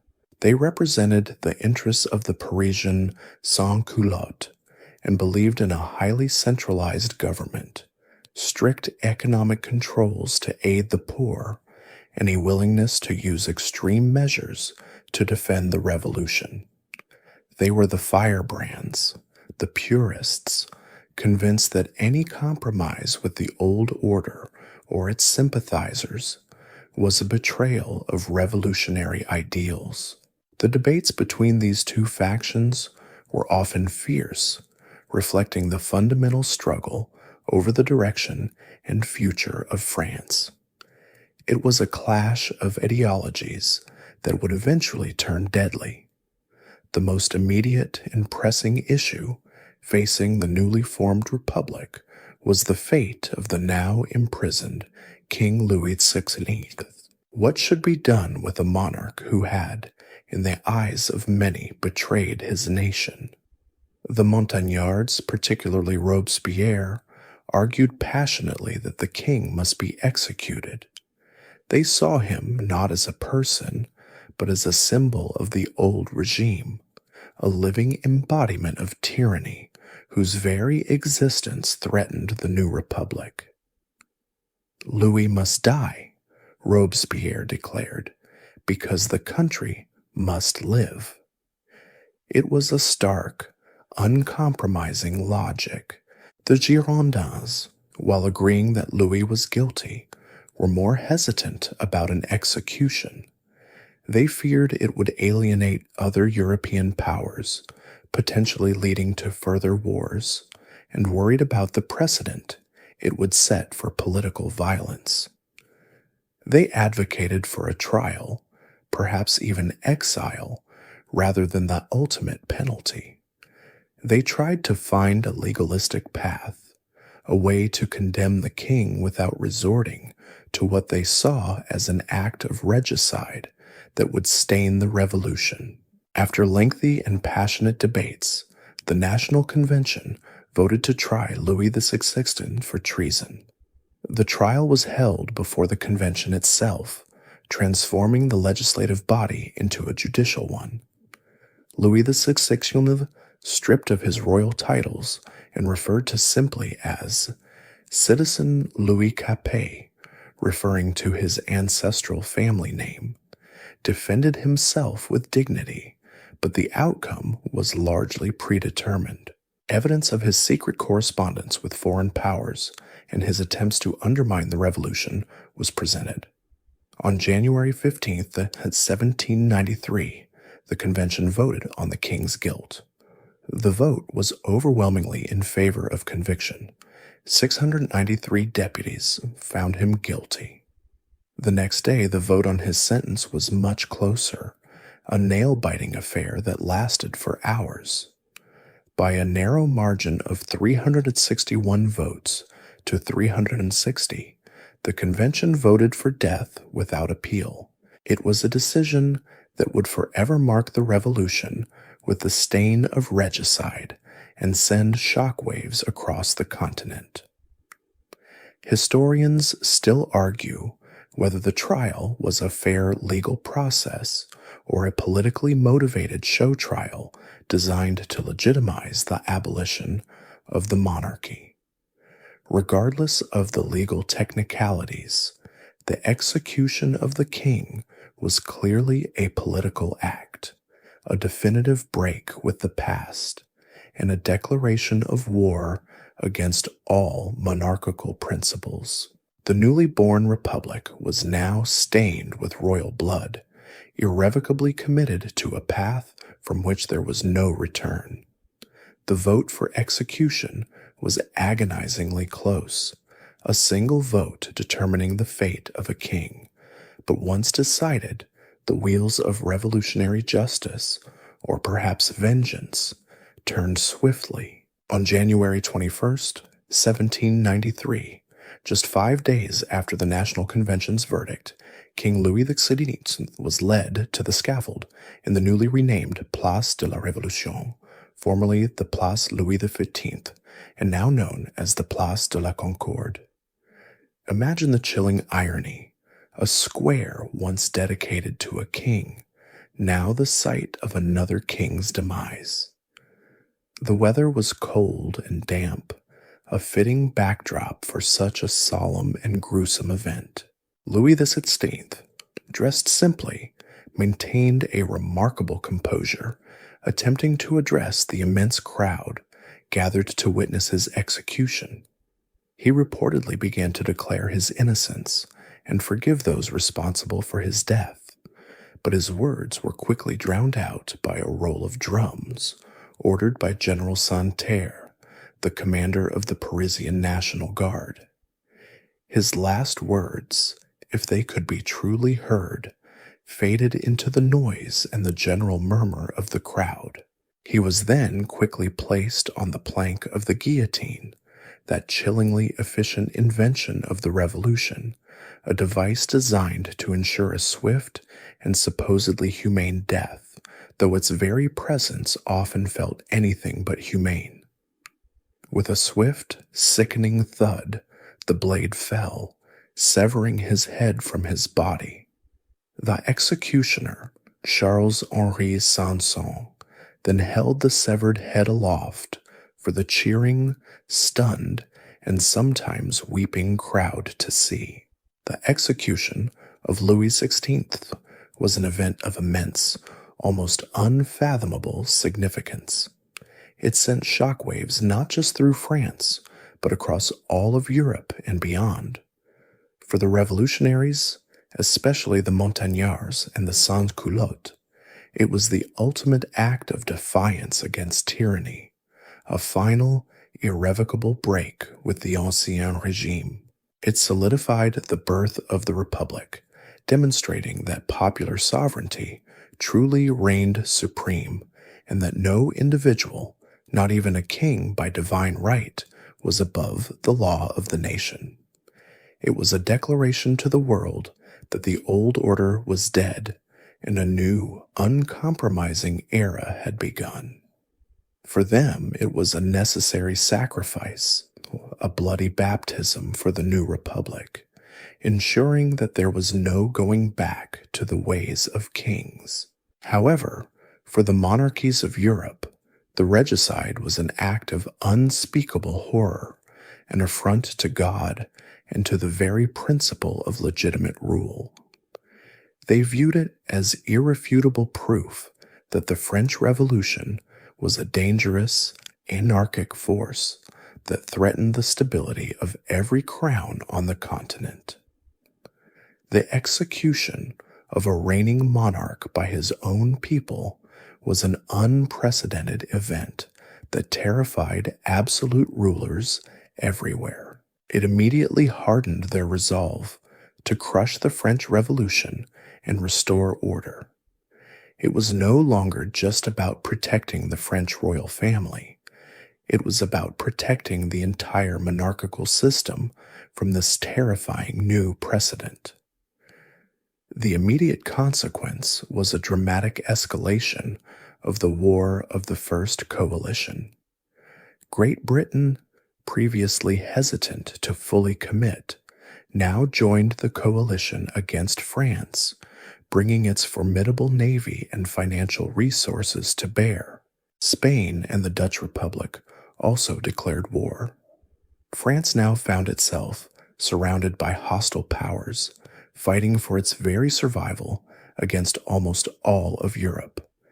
This external threat, remember, further fueled the radicalization within France, as the revolutionaries increasingly viewed any internal dissent as treason, a dangerous weakness in the face of overwhelming external aggression.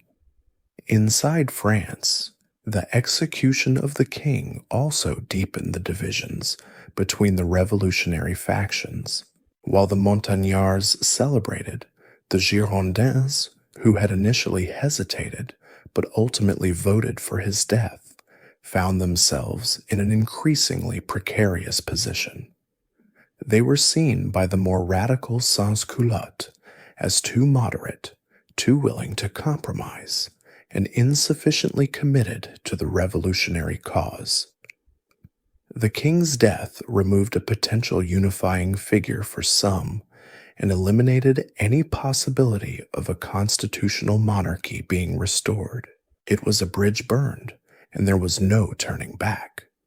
Furthermore, the execution triggered widespread internal revolts, particularly in staunchly royalist and Catholic regions like the Vendée in western France. These areas, already alienated by the civil constitution of the clergy, now rose up in open rebellion against the revolutionary government, often under the banner of restoring the monarchy and the church. This internal civil war, combined with the external military threats, created a desperate situation for the young republic. It was fighting on multiple fronts, both within its borders and against a coalition of the most powerful nations in Europe. Historians still debate the practical necessity versus the symbolic impact of Louis XVI's execution. Was it truly essential for the survival of the Republic, or did it merely unleash a new, more brutal phase of the revolution? Regardless, his death marked a point of no return, irrevocably changing the nature of the French Revolution and setting you on a path of unprecedented violence and radical transformation.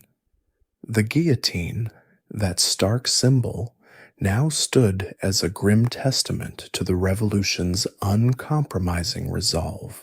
With the king executed and France facing a formidable coalition of European powers on its borders, as well as widespread internal revolts, the new French Republic found itself in an incredibly precarious position. It was a nation under siege, both from without and within.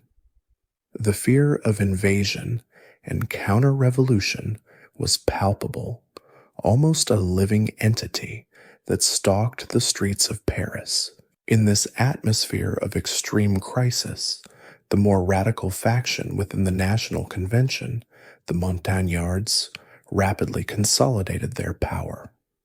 They argued that only drastic, uncompromising measures could save the revolution from its many enemies.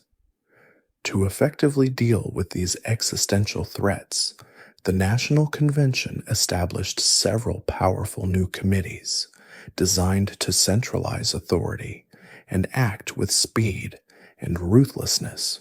The most infamous and powerful of these was the Committee of Public Safety, created in April 1793. Initially, it was just one of several committees, but its mandate quickly expanded to oversee national defense, public order, and the general welfare of the Republic. It quickly became the de facto executive branch of France, wielding immense power. It was like giving a small emergency task force absolute authority to do whatever it deemed necessary to save the country, consequences be damned. Georges Danton, a powerful orator and a key figure in the earlier stages of the revolution, was initially a leading voice on the committee, advocating for firm but not excessively brutal measures. However, as the crisis deepened, a more uncompromising figure began to dominate: Maximilien Robespierre. Remember him from the debates over the king's execution? He was a meticulous, uncorruptible lawyer, often described as the incorruptible, who possessed an unwavering belief in the purity of revolutionary ideals and the necessity of virtue. For Robespierre, the revolution was a moral crusade, and any deviation, any perceived impurity, was a betrayal. He genuinely believed that France could only be saved by purging itself of all its enemies, both real and imagined. Under Robespierre's growing influence, the Committee of Public Safety initiated a period of intense political repression that became known as the Reign of Terror. This was a systematic campaign to eliminate all perceived enemies of the revolution, whether they were monarchists, counter-revolutionaries, federalists, those who opposed the strong centralized power of Paris, or even simply those deemed insufficiently enthusiastic about the revolutionary cause. It was a chilling logic. If you weren't fully with the revolution, you were against it, and being against it meant you were a threat. The primary instrument of the terror was, of course, the guillotine. This efficient, grim machine, originally designed as a humane method of execution, became the chilling symbol of the era. Public executions were frequent, almost a daily spectacle, in the Place de la Révolution. The sheer number of executions was staggering. Revolutionary tribunals, established across France, operated with terrifying speed and little regard for due process. Suspects were often denied legal counsel, and the definition of enemy of the people became increasingly vague and expansive. A simple denunciation, a careless word, or even a past association could be enough to send someone to the scaffold. The purpose of the terror, in the eyes of Robespierre and his allies, was to purify the Republic, to weed out corruption and treason, and to instill civic virtue. They truly believed that extraordinary measures were necessary to defend the revolution from its many internal and external foes. It was a period of intense paranoia, where suspicion festered, and no one, not even leading revolutionaries, felt truly safe. Even seemingly innocuous acts could be construed as counter-revolutionary. Imagine walking on eggshells every single day, knowing that a misstep could cost you your life. The first major victims of the terror were the Girondins, the moderate faction who had been increasingly at odds with the Montagnards. Accused of federalism and conspiring against the unity of the Republic, many Girondin deputies were arrested in June 1793. After an armed insurrection by the Parisian sans-culottes put immense pressure on the convention. Their trial in October was largely a formality, and 21 prominent Girondins were sent to the guillotine, including Madame Roland, a brilliant and influential political salon host. As she mounted the scaffold, she famously declared, "O liberty, what crimes are committed in thy name?" Her words echoed the growing disillusionment with the direction the revolution was taking. The execution of the Girondins signaled a crucial turning point. It demonstrated that the revolution was now devouring its own children, that ideological purity had become more important than political alliance. It consolidated the power of the Committee of Public Safety, and, as specifically, the Montagnards, leaving Robespierre at the undisputed helm of a government determined to cleanse France through a baptism of blood. Historians still argue whether the Reign of Terror was a necessary evil for the survival of the Republic in a time of extreme crisis, or if it was an avoidable descent into authoritarianism fueled by paranoia and unchecked power. Regardless, its initiation marked the beginning of the revolution's darkest, most brutal chapter, a period where the ideals of liberty and equality often seemed to vanish under the shadow of the falling blade. As the Reign of Terror gripped France, its architects, particularly Maximilien Robespierre, doubled down on their vision of a purified republic, one built on a foundation of absolute civic virtue. Robespierre, often described as cold, austere, and utterly dedicated to his ideals, believed fervently that terror was merely justice, prompt, severe, inflexible, and an essential component of virtue. He saw himself as the embodiment of the general will, a guardian against corruption and counter-revolution. Imagine someone so convinced of their own moral rectitude that they believe any means are justified to achieve their righteous ends. That was Robespierre. Under his increasingly dominant influence, the Committee of Public Safety, along with its equally powerful sibling, the Committee of General Security, worked relentlessly to centralize control and enforce revolutionary orthodoxy. They expanded the reach of the revolutionary tribunals, making them even more efficient at sending suspects to the guillotine. The Law of 22 Prairial, June 10, 1794, a particularly chilling piece of legislation, dramatically streamlined the judicial process, stripping defendants of most of their rights. It eliminated the need for witnesses, defined a wide array of enemies of the people with chilling vagueness, and made the only possible verdicts acquittal or death. It was essentially a legal fast track to the scaffold, removing any pesky procedural roadblocks. The terror was not just about executions. It was also a systematic attempt to reshape French society according to revolutionary principles.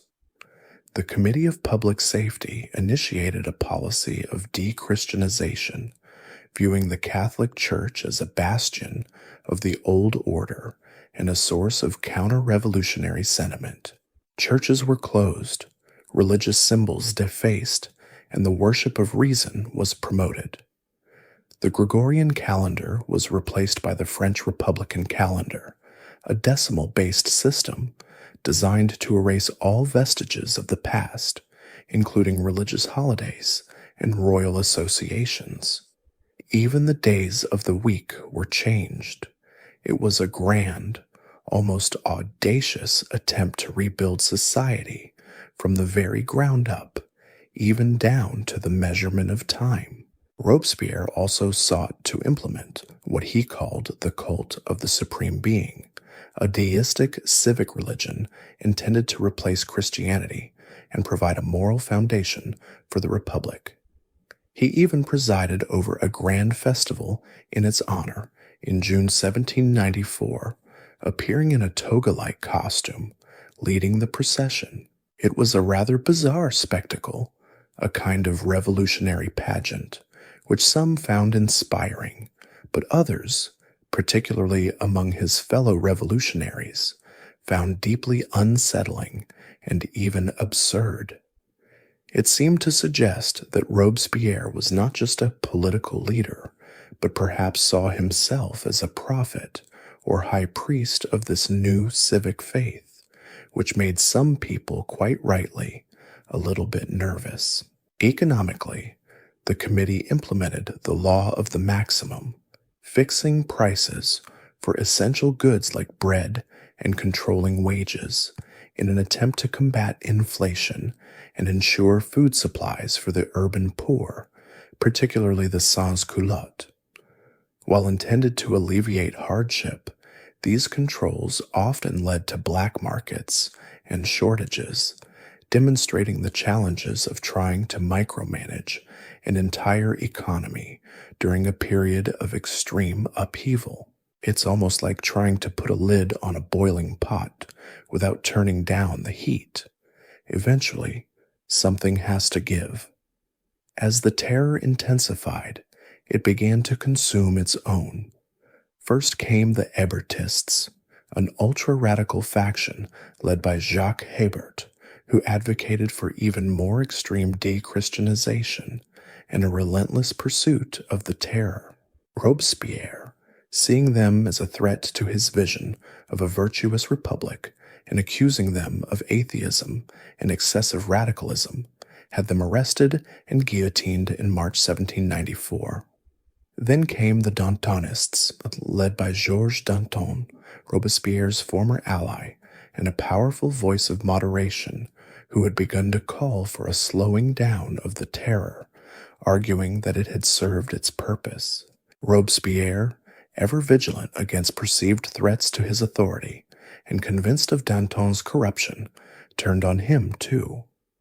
Danton and his followers were arrested and sent to the guillotine in April 1794. As Danton mounted the scaffold, he famously remarked to the executioner, "Show my head to the people, it is well worth seeing." His defiance, however, did not save him. The execution of Danton marked a critical turning point. It signaled that no one, no matter how prominent their revolutionary credentials, was safe from the committee's scrutiny. This created an atmosphere of pervasive fear and suspicion within the convention itself. Deputies lived in constant dread, knowing that a whispered accusation or a perceived slight could lead to their arrest and execution. The terror had become a self-perpetuating machine, devouring its initial proponents and leaving a trail of blood in its wake.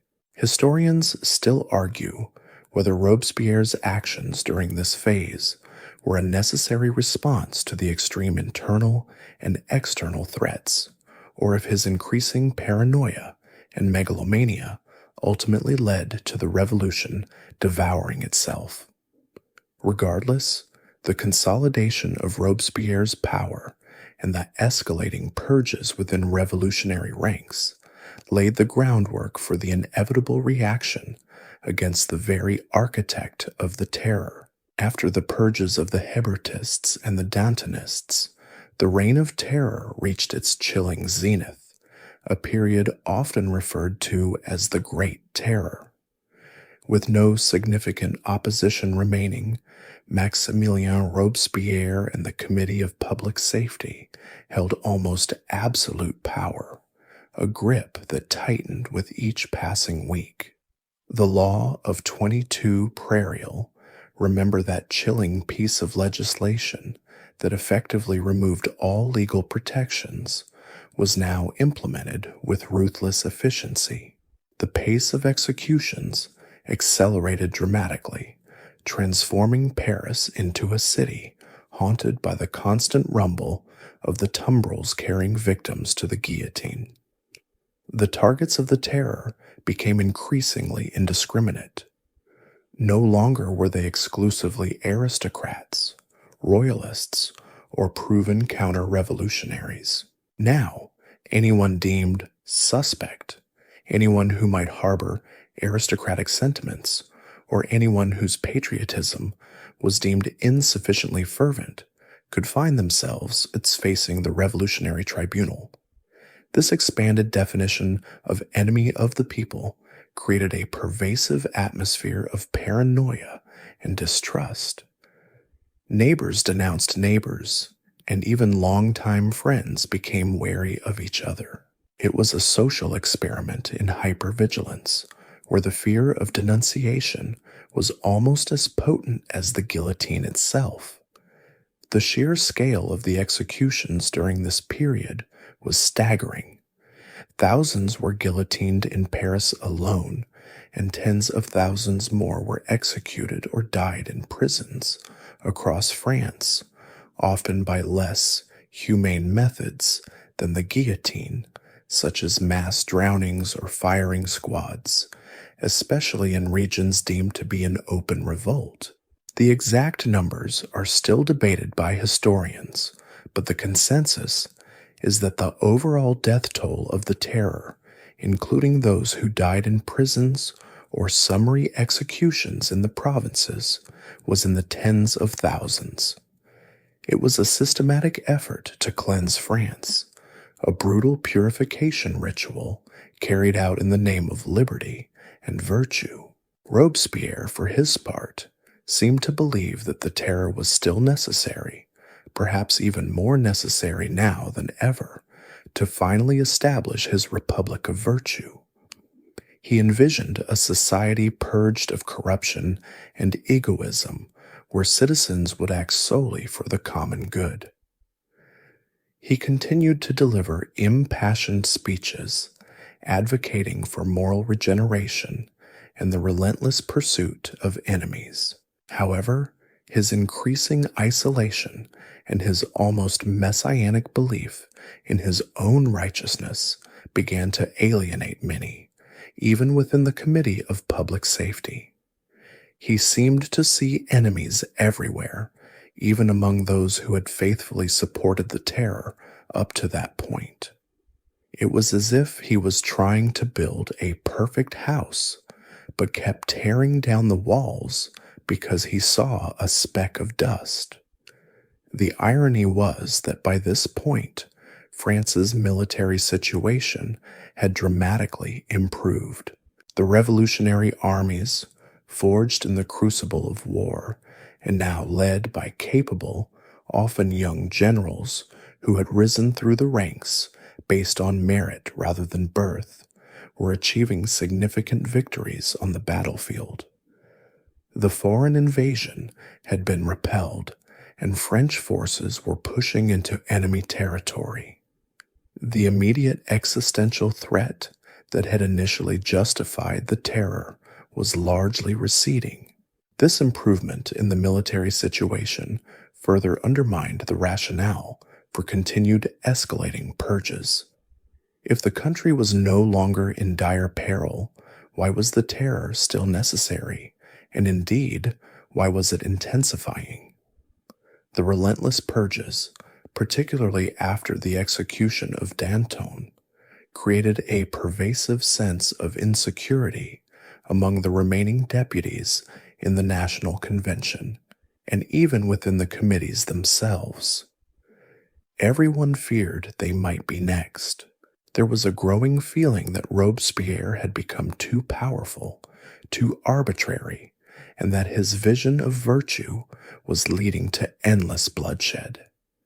He was seen as isolated, increasingly paranoid, and detached from political realities, almost as if he was living in a moral bubble of his own creation. The applause he received after his speeches grew thinner, the faces in the audience more anxious. The breaking point came in late July 1794. Robespierre delivered a cryptic speech to the convention, hinting at new purges and condemning unnamed individuals as traitors and conspirators. This vague threat, rather than intimidating his opponents, solidified their resolve. They realized that if they didn't act, they would surely be among his next victims. A conspiracy quickly formed among a diverse group of deputies who, despite their own political differences, shared a common fear for their lives. On July 27, 1794, 9 Thermidor of the revolutionary calendar, When Robespierre attempted to speak again in the convention, he was shouted down. The cry, "Down with the tyrant," echoed through the hall. He was arrested, along with his closest allies, including Saint-Just, often called the Archangel of Terror. The next day, July 28th, 1794, without a trial, the very irony of the law of 22 Prairial coming back to haunt its architect, Maximilien Robespierre, the architect of the Great Terror, was sent to the guillotine. He attempted to speak one last time, but was silenced by the executioner. His jaw, shattered by a self-inflicted gunshot wound, or perhaps a struggle during his arrest, was bandaged, making his final moments particularly grim and undignified. The crowd, which had once cheered his pronouncements, now cheered his death. Historians still debate the precise reasons for his downfall. Was it an excess of virtue, a failure of political maneuvering, or simply the inevitable end of a regime built on fear? Regardless, his execution marked the end of the most extreme and bloody phase of the French Revolution, ushering in a period of reaction against the very intensity of the terror. The Great Terror had consumed its creators, leaving a scarred nation to pick up the pieces and wonder how it had arrived at such a brutal destination. The execution of Robespierre on 9th of Thermidor, year de Seu, July 28, 1794, was met with a collective sigh of relief, not just from the public, but perhaps even more so from within the National Convention itself. The relentless purges of the Great Terror had created an atmosphere where no one felt safe, and the fear of the guillotine had begun to consume even those who wielded it. The immediate aftermath of Robespierre's fall is known as the Thermidorian reaction, a period of profound political and social change that saw a conscious effort to dismantle the machinery of the terror and revert to a more moderate, less extreme, revolutionary path. It was like finally turning off a terrifying, out-of-control roller coaster ride, allowing everyone to catch their breath and perhaps even feel a little queasy. The first order of business for the convention was to dismantle the very instruments of the terror. The Committee of Public Safety and the Committee of General Security had their powers drastically reduced, and their members were subjected to regular rotation to prevent any single individual or small group from accumulating too much authority again. The dreaded revolutionary tribunals were scaled back, and the draconian law of 22 Prairial, which had facilitated mass executions, was immediately repealed. Many of the sans-culotte leaders and radical journalists who had supported Robespierre were themselves arrested, and in some cases executed, often by the very same guillotine they had once championed. There was a visible relaxation of revolutionary fervor, a loosening of the tight grip that had constrained daily life. The public squares, once thronged with morbid spectators for executions, became quieter, and the constant fear of denunciation began to recede. Socially, the Thermidorian reaction saw a significant shift away from the austere, puritanical values promoted by Robespierre. Parisian society, long stifled by the grimness of the terror, exploded in a burst of luxury and frivolity. People, particularly the wealthier bourgeoisie, rushed to embrace pleasures that had been forbidden or deemed unvirtuous during the height of Robespierre's reign. Elaborate fashions returned, balls and salons reopened, and a new youth culture emerged, known as the muscadins, or gilded youth, who dressed flamboyantly and openly mocked the Jacobin ideals. It was a visible rejection of the forced egalitarianism and moral strictness of the terror, a collective sigh of, let's have some fun again for goodness sake. They were a bit like rebellious teenagers after their strict parents have finally gone on vacation. However, this reaction also led to a period of instability, and in some cases, a white terror in the provinces, where royalist sympathizers and those who had suffered under the Jacobins sought revenge against former Montagnards and sans-culottes. Gangs often attacked Jacobin clubs and symbols of revolutionary zeal, leading to localized acts of violence and retribution. It showed that while the central, state-sponsored terror had ended, the underlying tensions and desire for vengeance had not. Politically, the Thermidorian reaction struggled to find a stable middle ground. Having rejected both absolute monarchy and the radical excesses of the Jacobins, the convention sought to establish a more moderate republican government. This led to the drafting of a new constitution, the Constitution of Year III, which was adopted in 1795. This constitution reflected the Thermidorians' deep distrust of both popular democracy, which they associated with the chaos of the sans-culottes and the terror, and strong executive power, which they associated with Robespierre. The new governmental structure created by this constitution was known as the Directory. It established a bicameral, two-chamber legislature, the Council of 500, responsible for initiating legislation, and the Council of Ancients, which approved or rejected laws. The executive power was vested in a collective body of 5 directors, chosen by the legislature.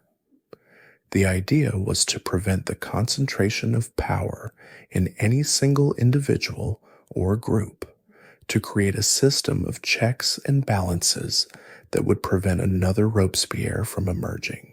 It was a well-intentioned attempt to create stability, a bit like building a house with 5 separate front doors, so no one person could ever lock everyone else out. However, the Directory, which governed France from 1795 to 1799, proved to be notoriously unstable and ineffective. It faced immense challenges, continuing wars with European powers, persistent financial crises, despite the return to more conventional economic policies, and ongoing internal political instability. Elections were frequently manipulated, and the directors often resorted to coups d'état, annulling election results and relying on military force to maintain their power. The political pendulum swung erratically between various factions, leading to a pervasive sense of corruption and incompetence.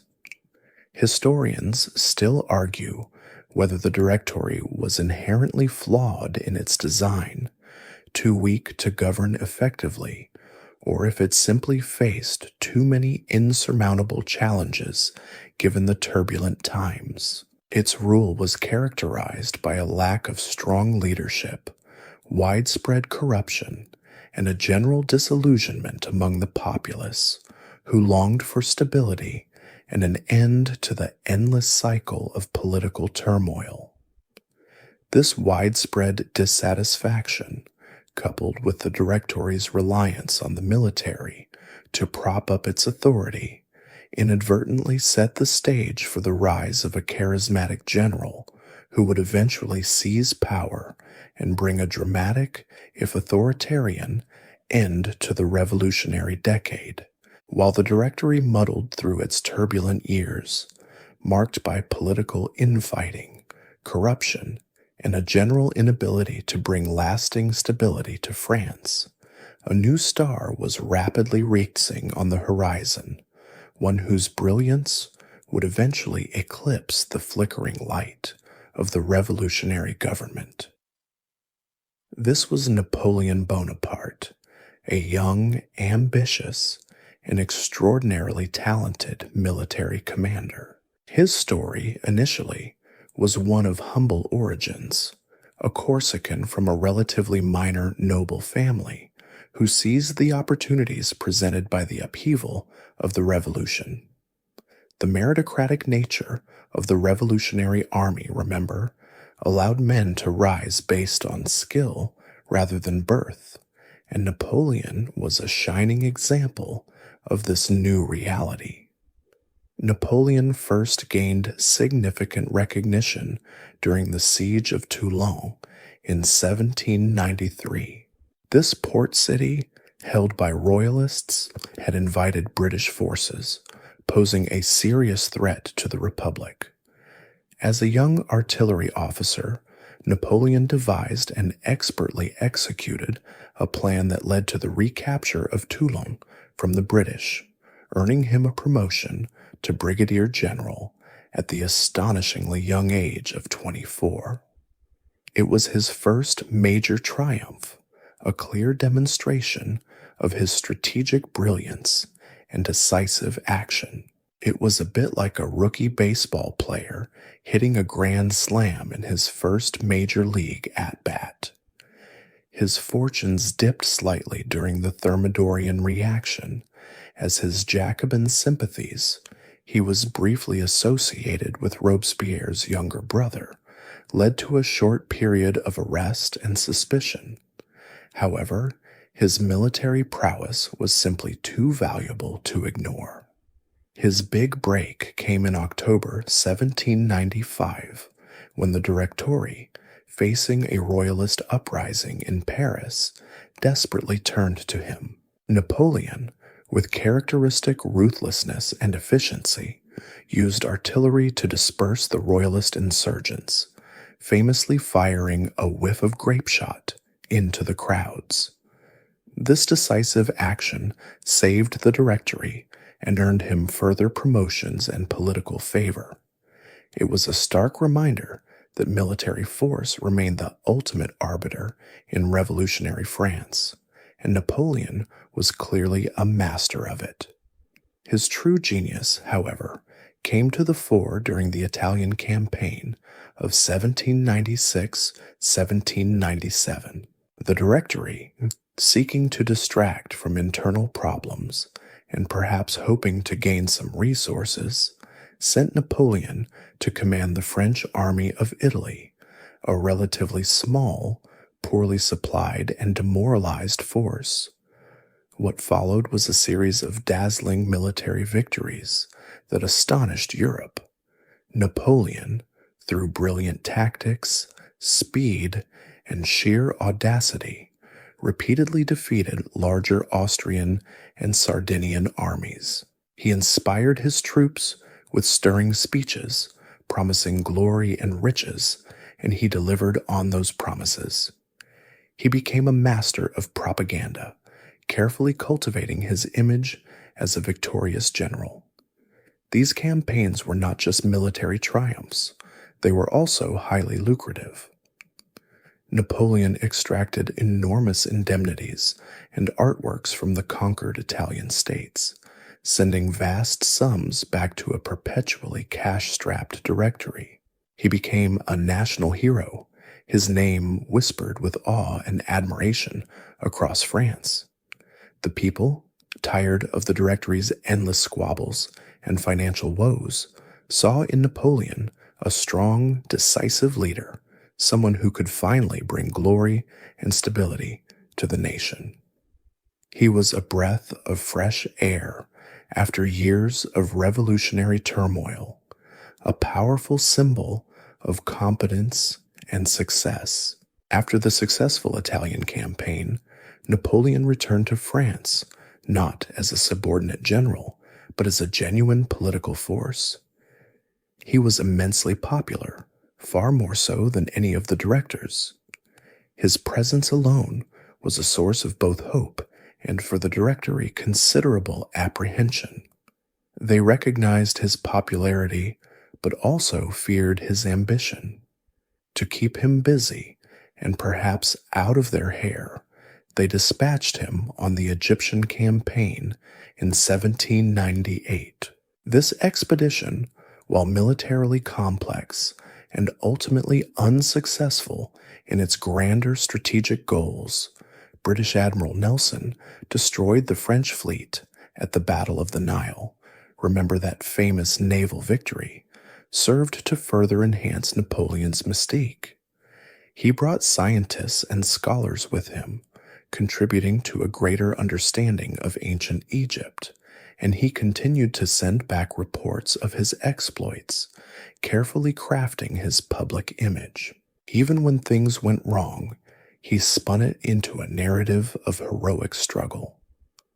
While Napoleon was campaigning abroad, the Directory's internal problems only worsened.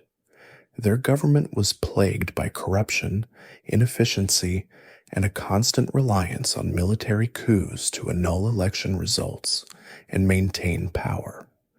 Public confidence plummeted. The French people yearned for order, for someone to put an end to the decade of revolutionary upheaval, the endless cycles of factionalism and instability.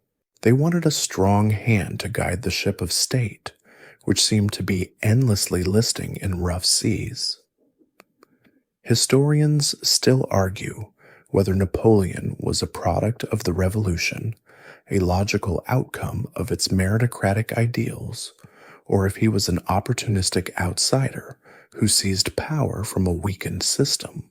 Regardless, by 1799, the stage was perfectly set for a figure like Napoleon, a hero returning from conquest, to step in and decisively alter the course of French history, bringing to a close the tumultuous revolutionary decade. The Directory, like a flickering candle, was about to be extinguished by a rising sun. By 1799, the Directory had become a byword for political instability, financial mismanagement, and widespread corruption. Imagine a government that constantly tripped over its own feet, unable to deliver on its promises, and increasingly reliant on the military to stay in power. France was weary of the endless political intrigues, the economic woes, and the continued state of war. The public, remember, yearned for stability, a strong hand to bring order out of the revolutionary chaos. This widespread disillusionment created the perfect opening for a decisive figure, and that figure, of course, was the wildly popular General Napoleon Bonaparte. Napoleon, having returned from his somewhat mixed but still gloriously presented Egyptian campaign, found Paris in a state of political ferment. He was not a natural politician in the traditional sense, but he was a shrewd observer and an exceptional opportunist. He quickly recognized the Directory's weakness and the prevailing public sentiment. He saw an opening, a clear path to power, and he was not one to hesitate. He also had a network of powerful allies, including some of the very directors themselves, like Emmanuel Joseph Sieyès, the author of What is the Third Estate, from way back in Section 4. Remember him? Who had grown tired of the Directory's dysfunction and believed that a strong hand, even a military one, was necessary to stabilize the Republic. Sieyès, an intellectual and a key figure in the early revolution, sought a sword to implement a new, more stable constitution, and he saw Napoleon as that sword. The plan for the coup was carefully orchestrated, though, as with many grand plans, it had its moments of unforeseen chaos. It unfolded on November 9th, 1799, which was the 18th of Brumaire in the French Republican calendar, hence the name Coup of 18 Brumaire. The first step was to convince the councils, the Council of 500 and the Council of Ancients, that a Jacobin plot was underway, a rather convenient lie, to prompt them to move their sessions to Saint-Cloud, a chateau outside Paris. This move was ostensibly to protect them from the supposed threat, but in reality, it was to isolate them from the potentially hostile Parisian crowds and bring them under military influence. Napoleon was then appointed commander of the troops in Paris, ostensibly to ensure the safety of the legislative bodies. The next day, November 10th, 19th Brumaire, things nearly went awry. Napoleon, accompanied by his generals, entered the Council of 500. He was not a gifted orator in a legislative setting, and his address to the deputies was clumsy and unconvincing. Many deputies, realizing they were being manipulated, began to shout, "Down with the dictator," and outlaw him. Some even physically threatened him. It was a chaotic and genuinely dangerous moment for Napoleon. For a brief time, it looked as though the coup might fail, with Napoleon himself being declared an outlaw, which would have meant instant execution. Imagine being the man who saved the Directory just a few years earlier, now facing public condemnation and cries for your own head. However, his brother, Napoleon Bonaparte, who was president of the Council of 500 at the time, played a crucial role. He dramatically intervened, claiming that the deputies attempting to seize Napoleon were royalist agents trying to assassinate him. He then called upon the troops to clear the hall, arguing that the true representatives of the people were being terrorized. Under the command of General Joachim Murat, Napoleon's brother-in-law, grenadiers stormed the assembly hall, dispersing the deputies. It was not a particularly glorious or elegant overthrow. It was messy, loud, and driven by raw military force, a stark contrast to the grand pronouncements of the revolution's early days. With the legislative bodies effectively dissolved by force, the conspirators then quickly convened a small group of compliant deputies from both councils. These remaining deputies, under pressure, voted to abolish the Directory and establish a new provisional government, the Consulate.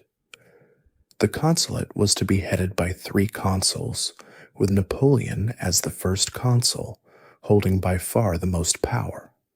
CAS, who had envisioned himself as the chief architect of this new government, soon realized that Napoleon had no intention of being merely his sword. Napoleon would be the head, not just the instrument. The coup of 18 Brumaire effectively marked the end of the French Revolution, at least in its tumultuous, unpredictable, and constantly shifting political phases. It brought to a close the decade of revolutionary upheaval that had begun with the storming of the Bastille. While the Republic technically remained in place, and many revolutionary institutions continued, the spirit of popular sovereignty and parliamentary democracy was largely extinguished. Power had shifted decisively from elected representatives to a single, powerful military leader.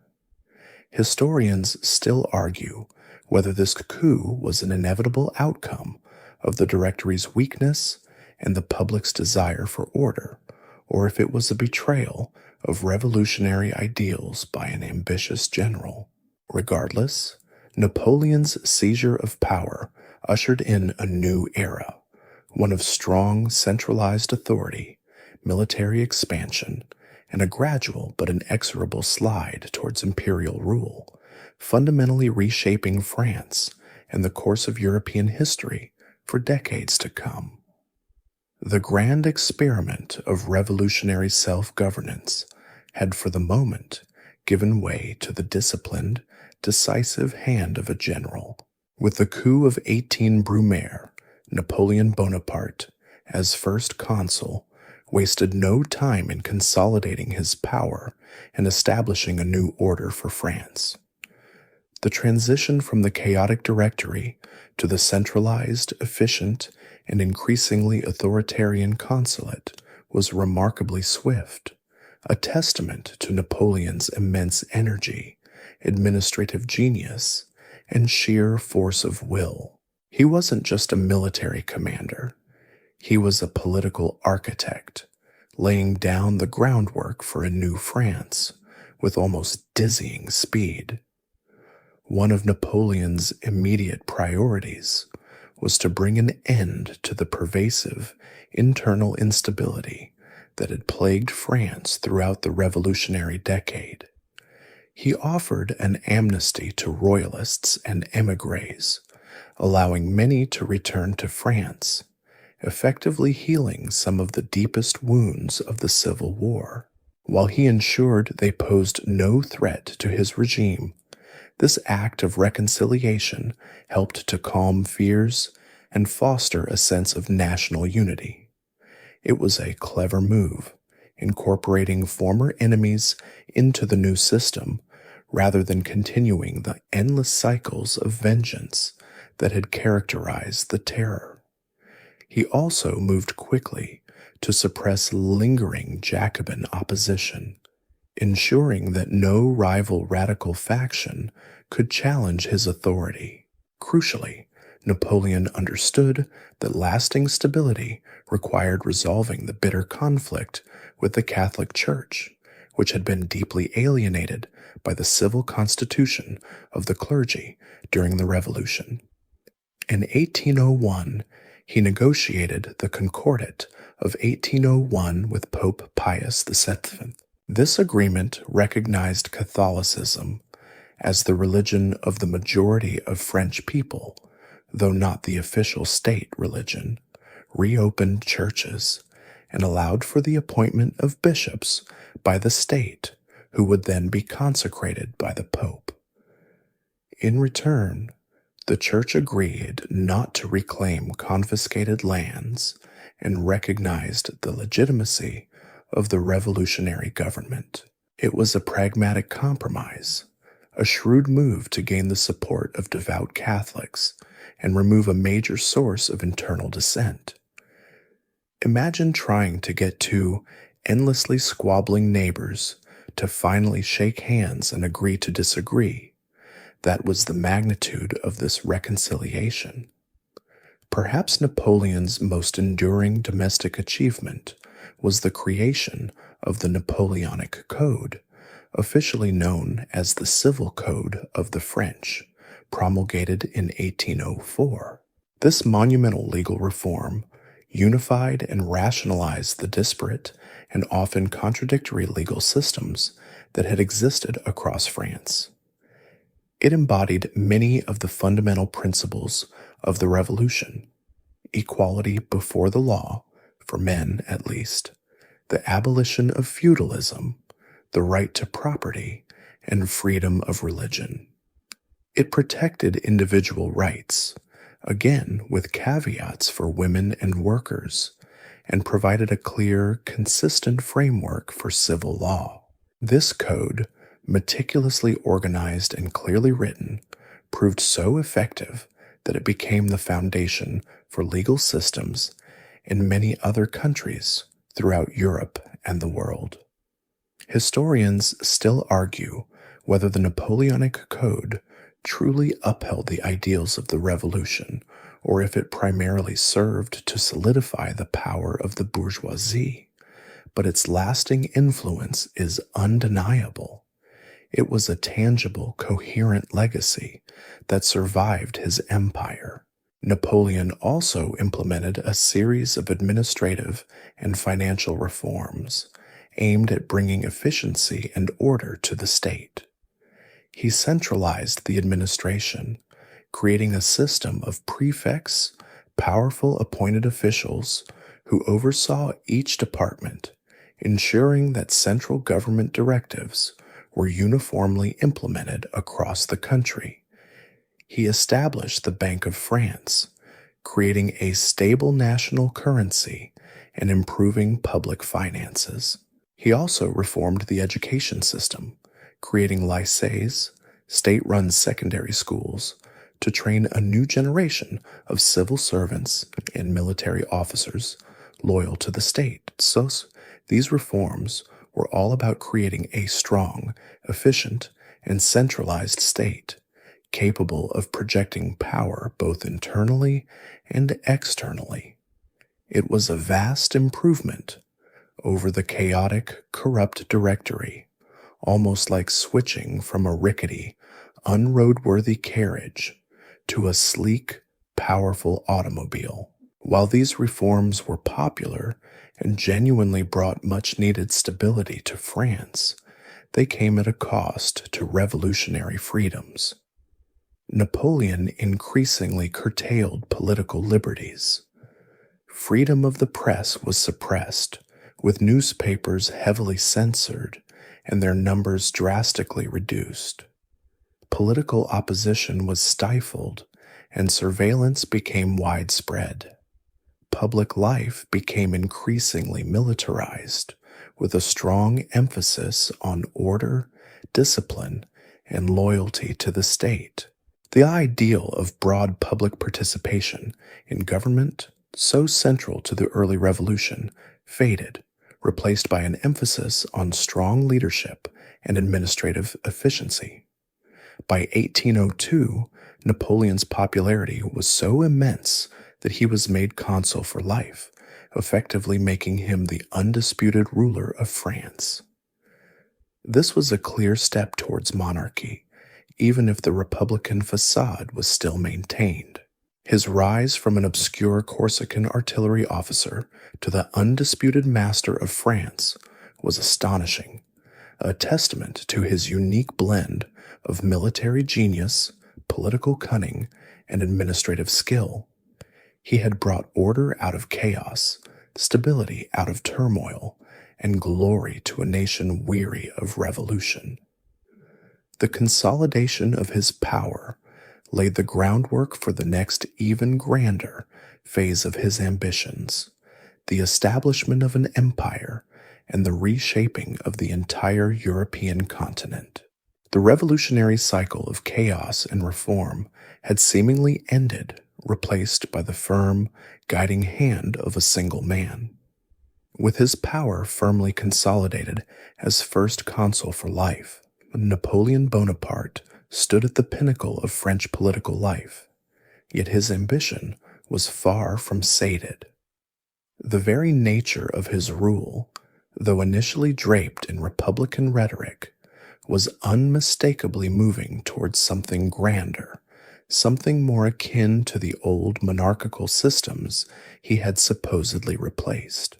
The French people, weary of decades of revolution and longing for enduring stability and prestige on the world stage, seemed willing, even eager, to follow him down this path.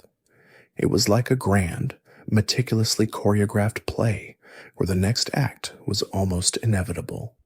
In 1804, a mere 5 years after the coup of 18 Brumaire, the final act of this political transformation unfolded.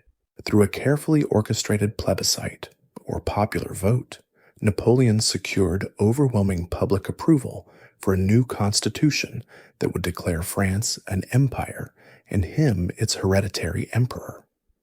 On December 2, 1804, in a lavish ceremony at Notre Dame Cathedral in Paris, reminiscent of the coronations of old, Napoleon crowned himself Emperor of the French.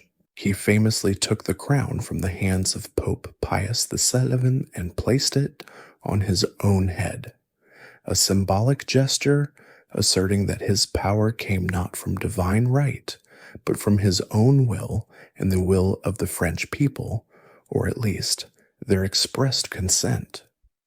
This moment effectively brought the revolutionary period to a formal close, replacing the Republic with a new, powerful, and distinctly imperial regime. The establishment of the First French Empire under Napoleon profoundly altered the course of French history, and indeed the entire European continent. Napoleon, now emperor, embarked on a series of military campaigns that would become legendary, aimed at expanding French influence and reshaping the map of Europe.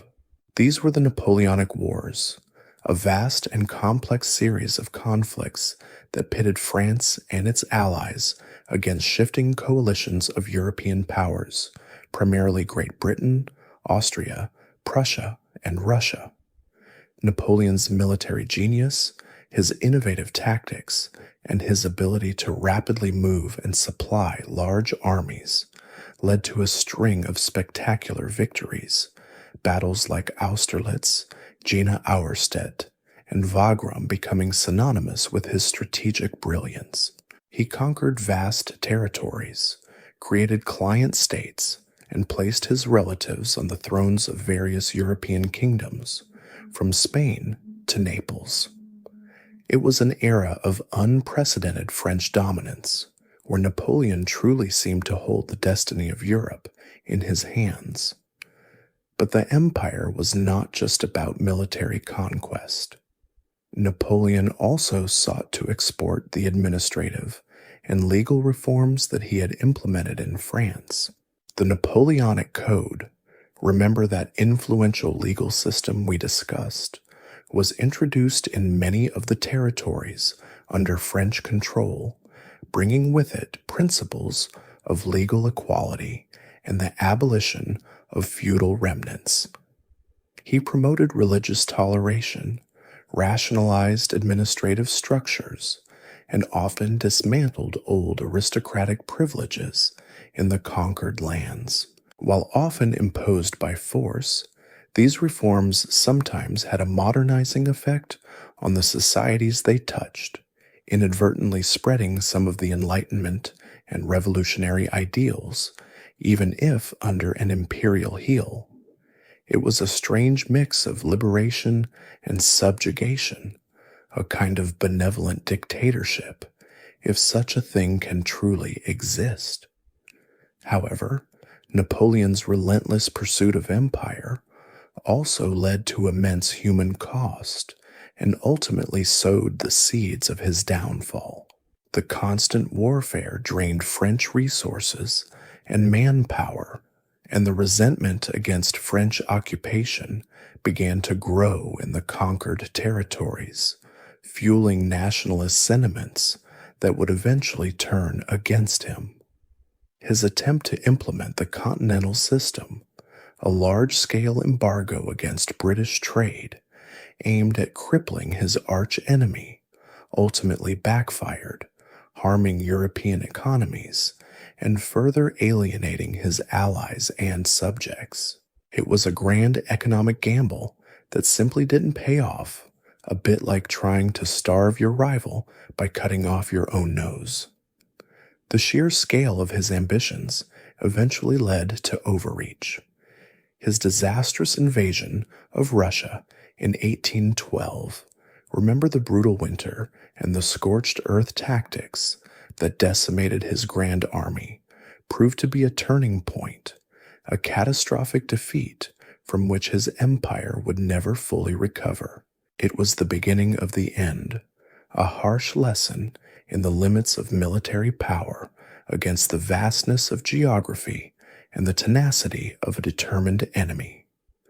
This monumental defeat emboldened his European rivals, leading to the formation of new, more powerful coalitions determined to finally defeat him. The fall of Napoleon, after further defeats at the Battle of Leipzig in 1813 and his eventual abdication in 1814, marked the end of the First French Empire and his first exile to the island of Elba. His brief return, the 100 Days, and final defeat at the Battle of Waterloo in 1815 sealed his fate, leading to his second definitive exile to the remote island of St. Helena, where he would eventually die. Historians still argue whether Napoleon's imperial ambitions were a natural extension of the revolutionary drive to spread liberty, or if they were a complete repudiation of its ideals, transforming a liberator into a conqueror. Regardless, his reign profoundly reshaped Europe, solidifying many of the revolutionary changes within France, while simultaneously igniting nationalist movements across the continent that would continue to reverberate for decades to come, leaving a complex and contradictory legacy that still fascinates and challenges historians today. The tumultuous decade of the French Revolution, from the convocation of the Estates General in 1789 to Napoleon's coup of 18 Brumaire in 1799, and indeed his subsequent imperial reign, left an indelible mark on France and the world.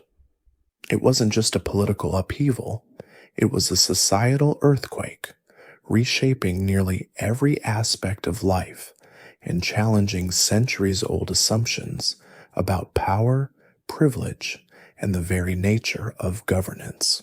The ideas born in the salons of the Enlightenment and forged in the crucible of revolution would continue to reverberate across continents for generations. One of the most profound and lasting legacies of the revolution was the end of absolute monarchy and feudalism in France. The notion of a king ruling by divine right was utterly discredited, replaced by the principle of national sovereignty. Power was now understood to reside with the people, or at least the nation, rather than with a single hereditary ruler. The rigid social hierarchy of the Ancien Regime, with its privileged clergy and nobility, was dismantled, replaced at least in theory by a society based on legal equality. While perfect equality was far from achieved, the idea that all citizens were equal before the law, regardless of birth, was a radical departure that fundamentally reshaped French society and inspired similar movements elsewhere. No more ancient feudal dues or arbitrary noble privileges. Everyone, theoretically, stood on the same legal footing. The revolution also bequeathed to France and to the world a powerful set of ideals and principles encapsulated in the Declaration of the Rights of Man and of the Citizen. Concepts like liberty, equality, and fraternity became the rallying cry for generations of revolutionaries and reformers. Freedom of speech, press, and religion, along with the right to property and security, became fundamental tenets of modern liberal thought. While the revolution itself often struggled to live up to these ideals, particularly during the Terror, they remained a potent inspiration and a benchmark for future political development. It was like setting a very high bar for future generations, even if the first attempt to clear it was a bit messy. The administrative and legal reforms initiated during the revolutionary period and consolidated under Napoleon also had a profound and lasting impact. The creation of a uniform system of departments, a centralized bureaucracy, and the Napoleonic Code provided France with an efficient and rational administrative and legal framework that largely endures to this day. These reforms professionalized government, standardized laws, and contributed to a sense of national unity and efficiency. Many of these innovations were exported across Europe during the Napoleonic Wars, inadvertently spreading revolutionary ideas and administrative practices to other nations, laying the groundwork for modern state structures. However, the legacy of the French Revolution is not without its complexities and contradictions. It also demonstrated the terrifying potential for political violence and radicalization. The Reign of Terror, with its mass executions and suppression of dissent, remains a stark reminder of how revolutionary fervor can devolve into authoritarianism and bloodshed in the pursuit of ideological purity. It raised profound questions about the limits of state power and the dangers of unchecked revolutionary zeal.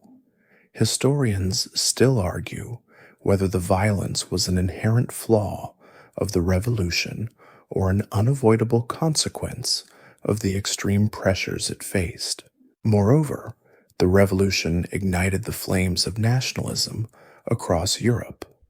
While French armies initially presented themselves as liberators, their conquests often bred resentment and a desire for national self-determination among the peoples they subjugated. This burgeoning sense of national identity, inspired by French ideals, but often directed against French dominance, would reshape the political map of Europe throughout the 19th and 20th centuries. It was a powerful, often destructive force that emerged directly from the revolutionary crucible. The French Revolution also left a permanent mark on political thought and action. It inspired liberal, democratic, and republican movements around the world, from Latin America to Russia. It demonstrated that fundamental change was possible, even against seemingly insurmountable odds. It created new political terms and concepts that are still used today, becoming a kind of universal language for political change. However, it also sparked a strong conservative reaction as monarchies and aristocracies across Europe sought to suppress revolutionary ideas and restore the old order, leading to decades of ideological struggle. Historians still debate the true success of the revolution. Did it achieve its stated goals, or did it merely pave the way for a new form of authoritarianism under Napoleon? Regardless, its impact was seismic, a fundamental rupture with the past that continues to shape our understanding of modern political history. The echoes of its battles and its ideals still resonate, a powerful reminder of the enduring human quest for liberty, equality, and the ever-elusive dream of a more perfect society. The story of the French Revolution, a tale of grand ideals and terrible realities, of soaring hopes and crashing disappointments, now begins to fade into the quiet shadows of your mind. We've journeyed through the lavish halls of Versailles, felt the tensions in the crowded streets of Paris, witnessed the rise and fall of extraordinary figures, and perhaps, just perhaps, understood a little more about how the world we inhabit came to be. It was a time of immense change, a whirlwind of events that, like a great river, carved new paths through the landscape of human history. And so, as the final whispers of its epic narrative drift away, let your thoughts settle. Allow the vivid images of revolutionaries and kings, of guillotines and grand declarations, to dissolve gently into the calm, comforting darkness.